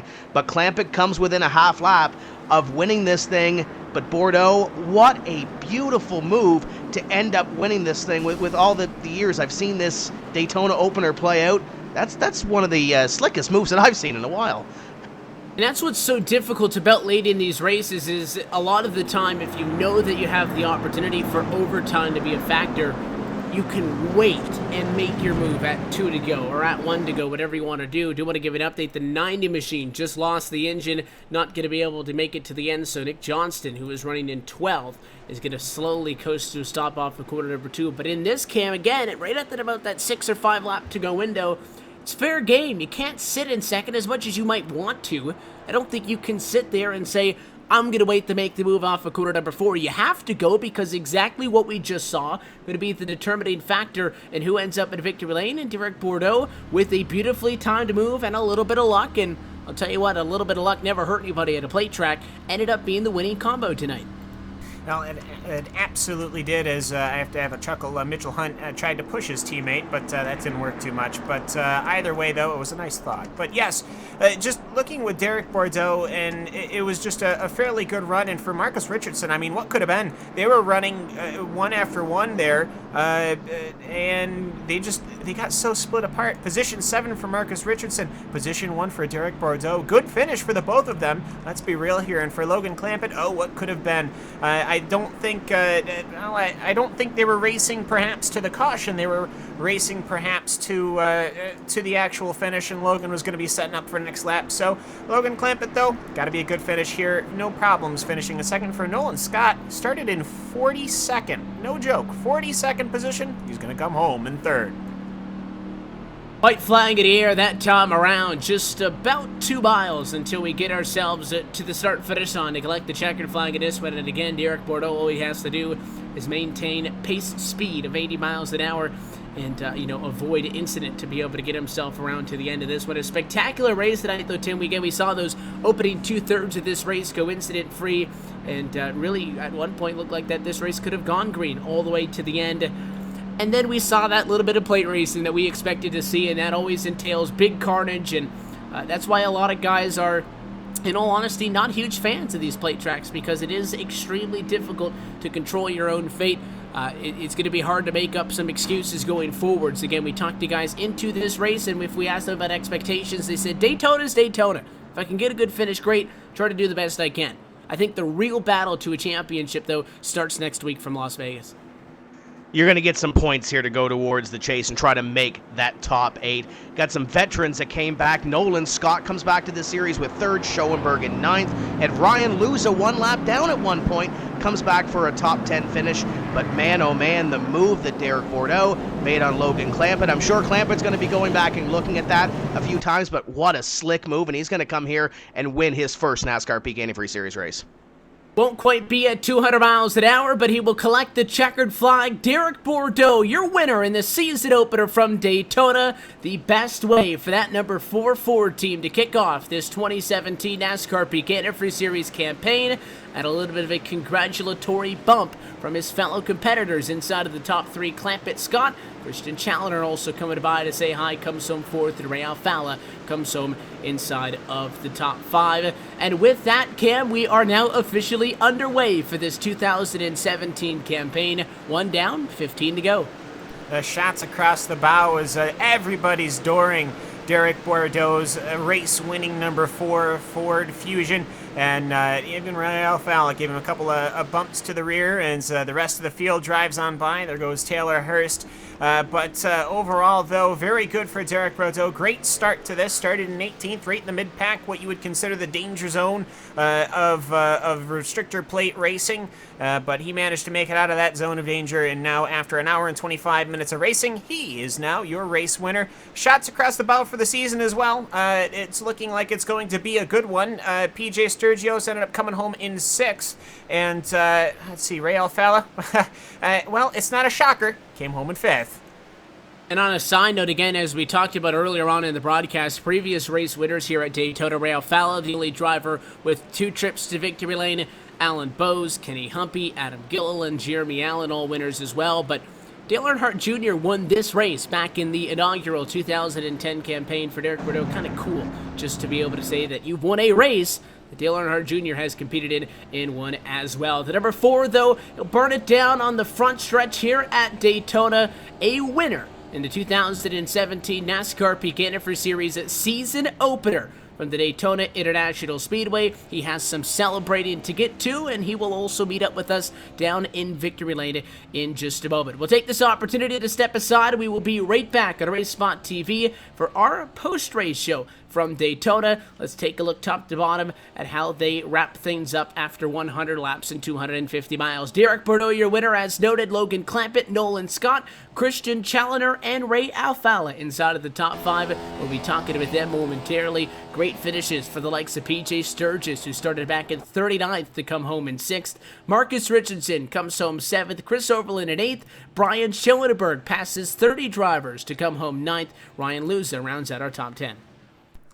And for Ryan Michael Luza to come back from being a lap down to finish in 10th, very, very impressive. Taylor Hurst will come home in 11th. Byron Daly comes home in the 12th position. Zach Novak finishes in 13th. Bobby Zelensky in 14th. Casey Tucker comes home in 15th.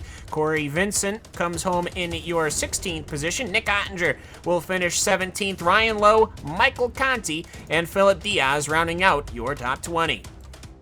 Alex Bergeron comes home in 21st. 22nd is Dylan Duval. Chris Shearburn, oh what might have been, started on the pole, finishes in 23rd. Jimmy Mullis going to finish in 24th. Mitchell Hunt 25th. And Brian Blackford, last driver on the lead lap, in position 26. 27th belongs to Matt Busa. Brandon Schmidt 1 lap down in 28th. 29th is Brad Davies, last driver 1 lap down. And Nick Johnston, the only driver 2 laps down, scored in 30th. The rest of these drivers, multiple laps down and off of the racetrack, involved in some of those late race accidents. 31st for Will Cooley, Michael J. Johnson in 32nd, 33rd for Adam Gilliland, Timmy, and then Tyler Hill come home in 34th and 35th position. Just behind them, Cody Bias, Blake Reynolds, Alan Bowes, Josh Berry, and David Rattler round the field through the 40th position. And 31 laps down, Jake Sturgis 41st, Justin Bolton 42nd, and Andrew Fayas III in 43rd position. A lot of guys, a great step in the right direction tonight in hopes of making that 8-driver chase for the championship come round number 13. A lot of drivers have a lot of work to do in these next couple of races. We'll take this opportunity, though, step aside, and we will be right back to the Daytona International Speedway. When we return, we will go trackside and talk with your race winner, Derek Bordeaux at Victory Lane. You're watching the 2017 NASCAR Peak Antifreeze Series, powered by iRacing on RaceSpotTV.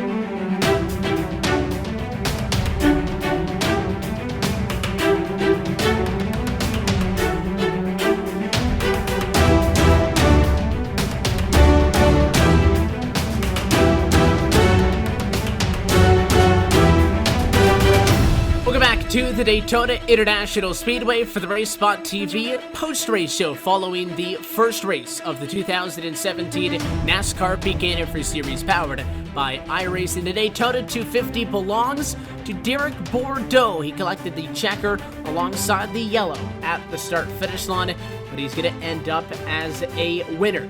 But it's all said and done, and happy to be down trackside now with the driver of the number 4 machine. Derek Bordeaux gets the job done. Derek, congratulations. I know that there was a lot of kind of questions in the air over the last 2 weeks, and there were some drivers who got some good results in that non-points race that I'm sure would have liked to trade it out for that one. The way that this whole thing unfolded, I think that you guys are rather satisfied with the end result. You're a winner at Daytona in the season opener for the NASCAR Peak Antifreeze Series. Yeah, thanks. I'm really, to be honest, I'm speechless. I really don't know what to say. I can't thank the guys over at SimWorks and Dead Zone enough for this amazing car. I had in the unofficial race, I kind of got wrecked at the end there, but I was kind of happy. I was one of the few that, it was for the rescheduled one, and I guess it paid off. So, like I said, I can't really thank enough, and I really don't know what to say. I'm hyped. I'm shaking. I'm rumbling. I don't know. There's a lot of guys who, ran up front a lot tonight and don't get quite that result that they were looking for. Late in this race, after going about those opening two-thirds or so without the caution flag, we had a couple of them late there, and I guess everybody aware of the fact that once you get to 5 laps to go or less, a caution can come out at any point. So I know that you guys definitely weren't thinking of hanging back. You made the move on Clampett to go to the race lead, and that ends up being the race-winning move here tonight by holding that bottom lane of the racetrack. And I know that the 78 was all over your bumper and a big part of helping you stay in front in the end there that it mattered. Just kind of talk us through those final couple of laps as you sealed this thing. Well, I was leading, and as we approached like 10 to go, I know that people were gonna try to make moves, and I saw Christian. I think he was hot or something, and I saw him leaning back, so I was trying to lay back and like anticipate the moves. And once I saw Clampett go, and I can't remember who was behind me. I was like, oh man, I think we just lost the race. And then I don't know what happened. We kind of got separated, and I was like, if I can get Clampett to move just high enough, I can maybe sweep down on him. And I went for broke on that move, and I pulled it off. I don't know. I'm still amazed it worked, to be honest with you. And from there on, it was just look in my mirror and just keeping the foot down and hoping they wreck or hoping like to win this thing. It's pretty spectacular. Yeah, you walked him up about halfway, and he tried to come down and shut the door on you. Wasn't able to in time, but I know Tim Terry said that may have been the best race-winning move he has seen here at Daytona in this series. And again, that was coming 2-4 to go. Next thing you know, caution flag comes out. You guys get the win. Daytona is a track that, it's something that we were talking about tonight, it's very difficult to set expectations for. I think that most of the time everybody will just like to say that they're at the track to get a win, but Daytona's a place where guys just like to survive, just to get something out of. For you guys to get the win here tonight, I know that, it means that the plan worked out in the end, but, how does that kind of feel for that to come to fruition and to get the win in the first race? It feels awesome. Yeah, my goal into coming in this race was literally just to finish. Top 10 would be on bonus, top 5 would be great, and the win would just be really excellent.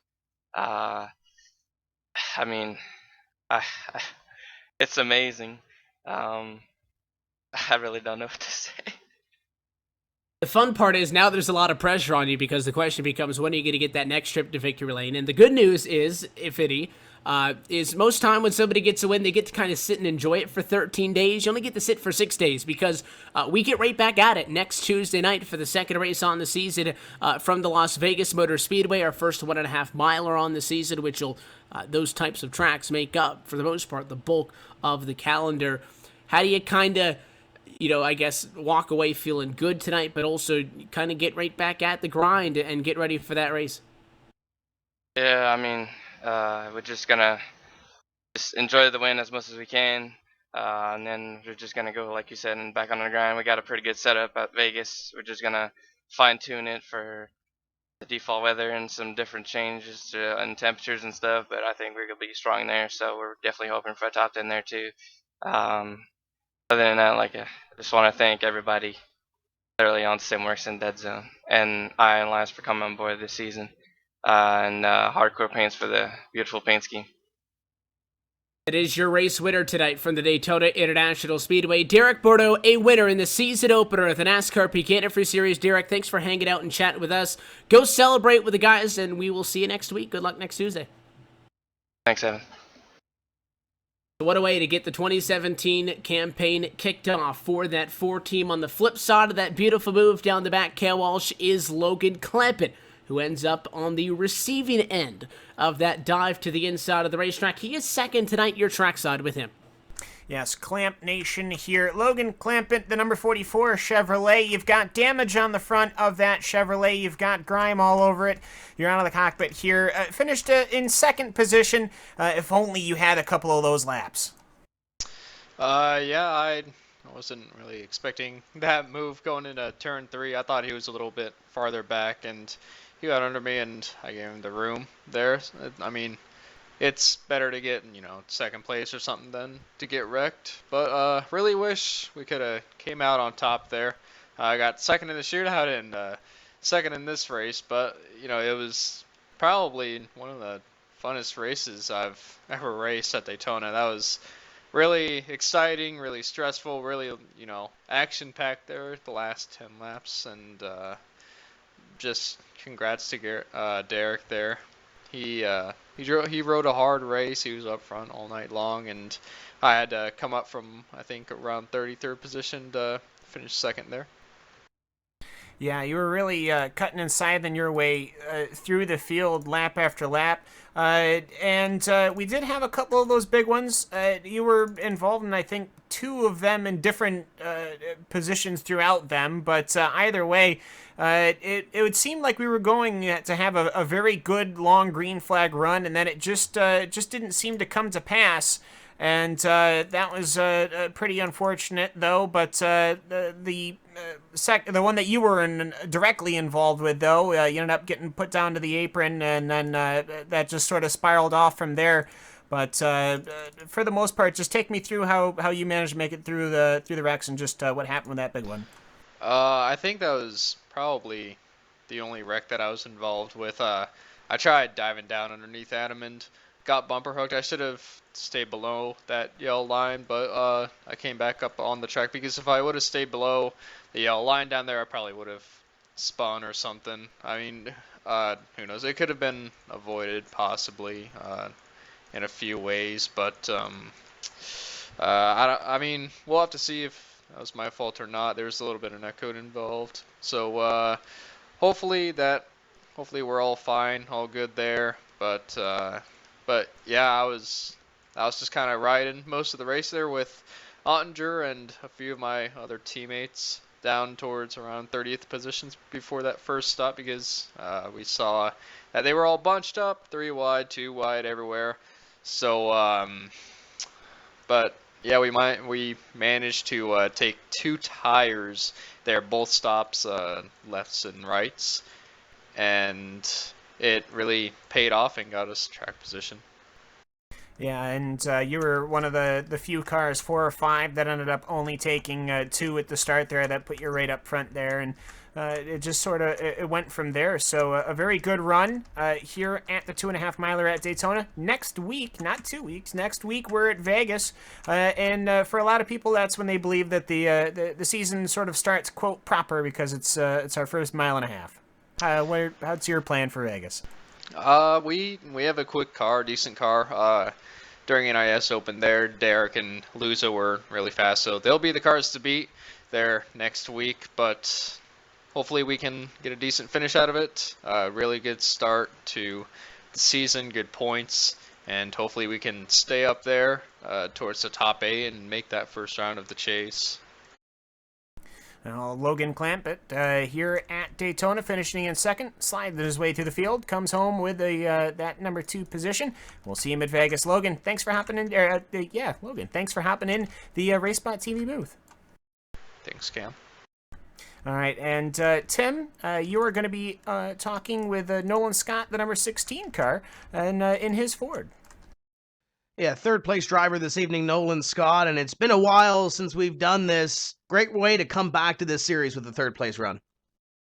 Yeah, it's been a few years, 2011, 2010, back up here. You know, it didn't start the way we wanted it to. We started 42nd this race, but managed to rally back the best we could and end up with a solid top 3 finish, which I can never complain about. I want to ask you about the move down the back straight away. You, the 78, the 55, had a little bit of a run-in about a half lap before the caution flag came out. Schoenberg goes down to the apron. Walk us through that run down the back straight away and how you got to third when that caution flag flew. Well, you know, we put ourselves in a position there. Let me just go back to the original restart. You know, it was Logan, my PJ, and then myself. So my goal instantly, boom, we want to get a race win for NX Racing.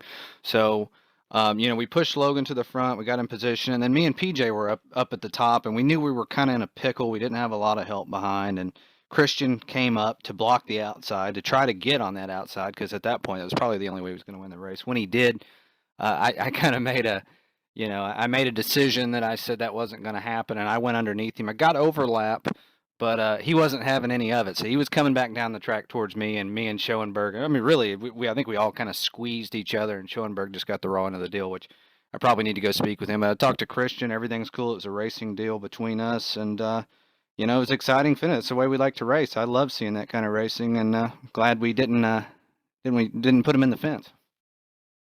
We've been at Daytona for a couple of weeks now. Are you happy the super speedways are done and we're heading to Las Vegas? Anytime I finish a super speedway, it's a good day. Yeah, I'm not a super speedway kind of guy. Ready to get to some mile and a halves.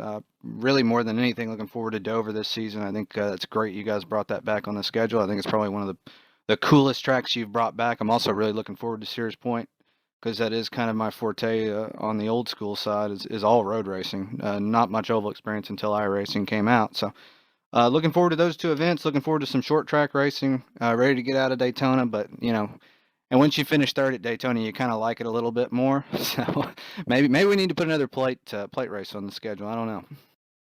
How big is it a momentum boost? Because we headed to Daytona, you finished third, but unlike the last time we were in this series, you have a chase to contend with. How's that going to change your plan going forward here? Well, I think it changed the plan during that race, to be quite honest. I mean, in that position like last season or any of the years beforehand, I'd have been in the top 10. I'd have been totally content with that. But, with the new format, you got to grind, you got to go up there, you got to make plays, you got to make moves. Case in point, that move on Christian on the backstretch, that would not have happened without that chase format being in place. But in terms of a confidence booster, it's huge. I don't put a ton of time into the prep side of things, and anytime you get a good finish, it just makes you want to go out there and put a little bit more work in each week to have a good car. And more so than anything is just structure the way you practice and the way you test. We're going to have to look at that and just try to really kind of streamline everything to save time. That's kind of our big goal in terms of our practice side of things, is we try to condense as much as we can into as little time as possible. And moving forward after a top 3, I'm pretty pumped to put in the time and make sure we've got good race cars for the rest of the year. Now, before we let you go, you mentioned the quick turnaround time, only a week between now and Las Vegas, so your teammates are going to be busy. It's going to be easier to try to cram it into that little bit of time, right? Yeah, I mean, well, luckily because of this, us having this these back-to-back weeks early in the season, we have a lot of prep work out of the way. We knew what we were going to have going into the season for the most part, so a lot of our prep work's done. Really, I think Vegas, I would say we're pretty much about 95% polished off. Now after that, we're gonna have to do some work, but yeah, it's hard work week in, week out. Just gives us more time to refine things and make it a little bit better. Look at more telemetry, figure out what's going on with these cars on the splitter side and, well, everywhere, let's be honest. But yeah, now it gives us a little bit of a head start going into the next race, having this right at the beginning of the season. So we're pretty happy about that. And that's our third place finisher this evening, Nolan Scott. And Cam, I don't think this is the last time we're going to be talking to Nolan Scott this season. I think the veteran's got something up his sleeve for this 2017 season. Yeah, and Christian Chalonier, the Heisenfeld Engineering number 78, the Chevrolet SS, coming across the line in 4th position. Christian, out of everyone that had been in this race, you started in 8th. Everyone in front of you were way more in the back of the field. It seemed that being in the front didn't seem to play out for everyone else. But how did your Daytona run go? Yeah, it was pretty good. I mean, we knew we had a great car from the last race, the exhibition that we did. And made a little mistake probably about halfway in where I tried to go 3 and I got dropped and went all the way to the back, and then had a crazy moment dodging a load of cars in the tri-oval, came out in 9th, had 4 tires. Thought we could really get all the way to the front and nearly did. Was just waiting for probably the last lap at the end there, and we just never got to it. But it was really cool to get 4th again, same as we did last time, and yeah, it's pretty happy, especially this time, given its points. Yeah, absolutely. And, well, you ended up, like I said, coming home in that 4th position. But just there's so much more to this this race here. It seemed like we were going to have a really long, potentially even the whole thing, green flag. And up until about lap 70, I think, was our first caution. After that, I mean, it just sort of blew the whole thing open, didn't it? Yeah, I mean, I really think that came down to some cars having 4 and some having 2, and I think that really kind of changed it up a bit, because especially after about 20 laps, if you're taking 2, it starts to get tight, and people were pinching pretty hard from the top lane to the bottom, and yeah, I kind of always knew it was gonna get interesting near the end, but it was actually pretty clean. It was yeah, I thought it was a really good race. Well, in 1 week's time, we're going to Las Vegas. It's 1.5 miles. Looking forward to that one. Yeah, I feel like we've got a really good car for it. We just need to execute again, same as we did here, and hopefully we should have a really good run. It's probably where I lack a bit compared with everyone else, just an experience. But I feel like we can have a really strong run. Well, is there anybody you'd like to give a very quick thanks to before we let you loose from the RaceSpotTV booth?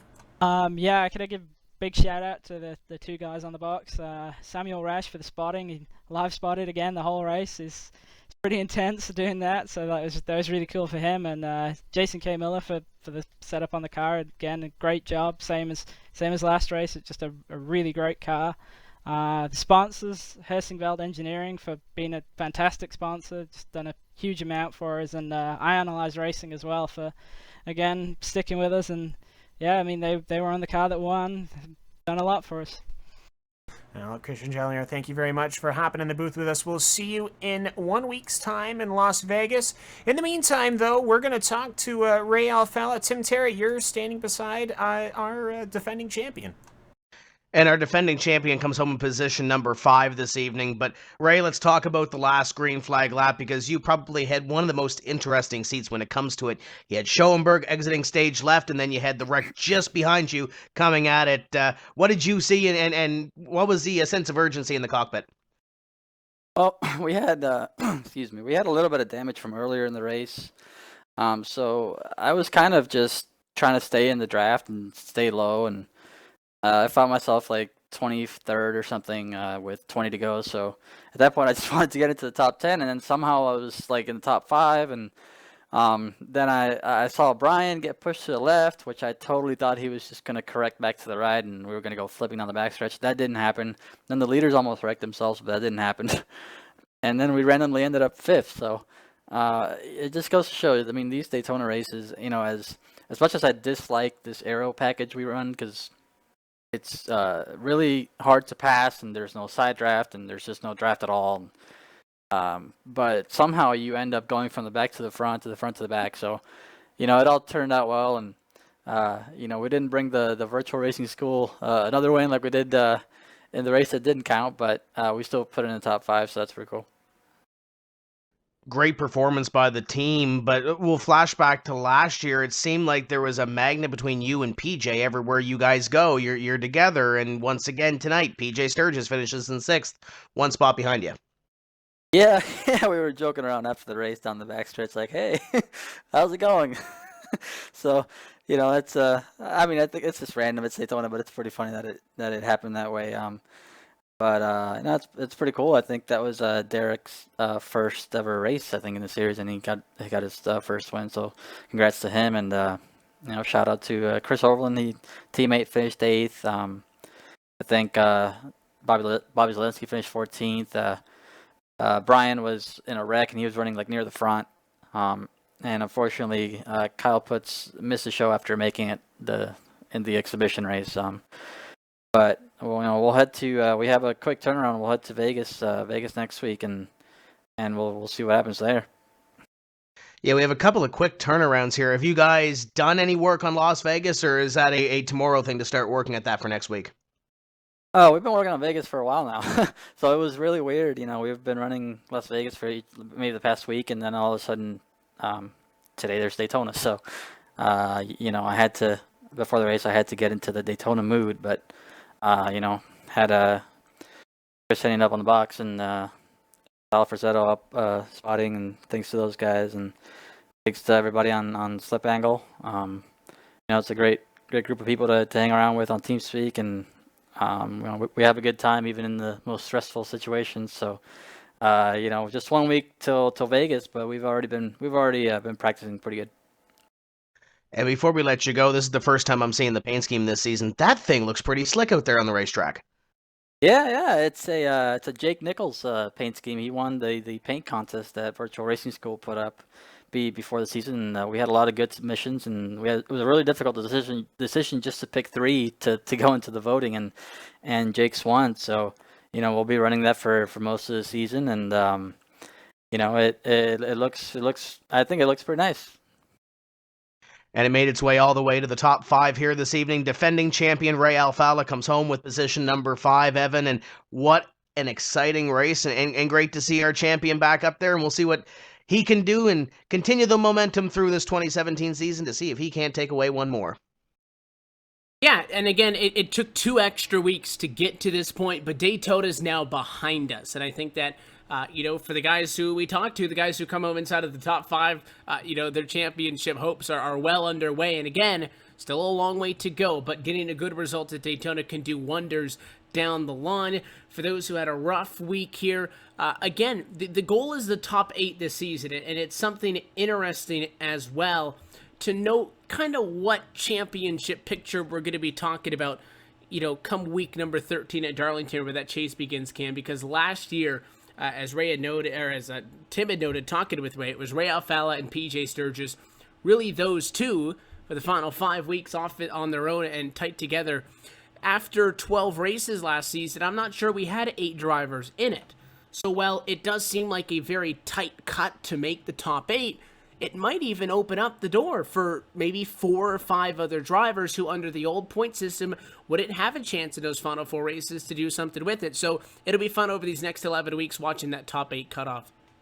Absolutely, and on top of that, though, I have to say I'm pretty happy that that Ray Alfalla and PJ Sturgis ended up finishing right with each other, because that means that that there isn't that little check mark that everyone would look at if there was a points battle between the two to go, well, if only they hadn't wrecked at the super speedway. But so they finished off, so they can continue their quite interesting battles. I'm sure that we'll see them racing up front. But you know what? It's good to see new drivers up front as well. An interesting thing to note here, both Derek Bordeaux, Nolan Scott, and Christian Chalnier, both Derek Bordeaux and Christian Chalnier are rookies in the series from the Pro Series, and Nolan Scott is also returning from the Pro Series. So you had 3 of the top 5 from the Pro Series, and Logan Clampett and Ray Alfalla were your NASCAR Peak Antifreeze Series Pro drivers, your top drivers. So that is an interesting thing to note. Will anybody else from the Pro Series be able to strike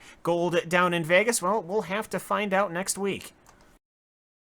With all of that being said, we now have a first-time series winner, and round number 1 has fallen into the rearview mirror. We want to thank all of you for watching this presentation of RaceSpotTV, streaming live on iRacingLive, Facebook Live, Fans Choice TV, and on the Motor Racing Network. For more information about the iRacing World Championship Series, you can visit wcs.iracing.com. On behalf of everybody behind the scenes who make these things possible, for Isfed Ballo on the cameras, Simon Grossman, Kevin Pape, and their team for the broadcast CG, Andy Warner on the graphics, of course, Will Vincent, Hugo Louise, and the entire team at RaceSpotTV, and for the crew topside tonight. For Tim Terry, Cam Walsh, and myself, Evan Pasoko, I want to thank you for joining us tonight.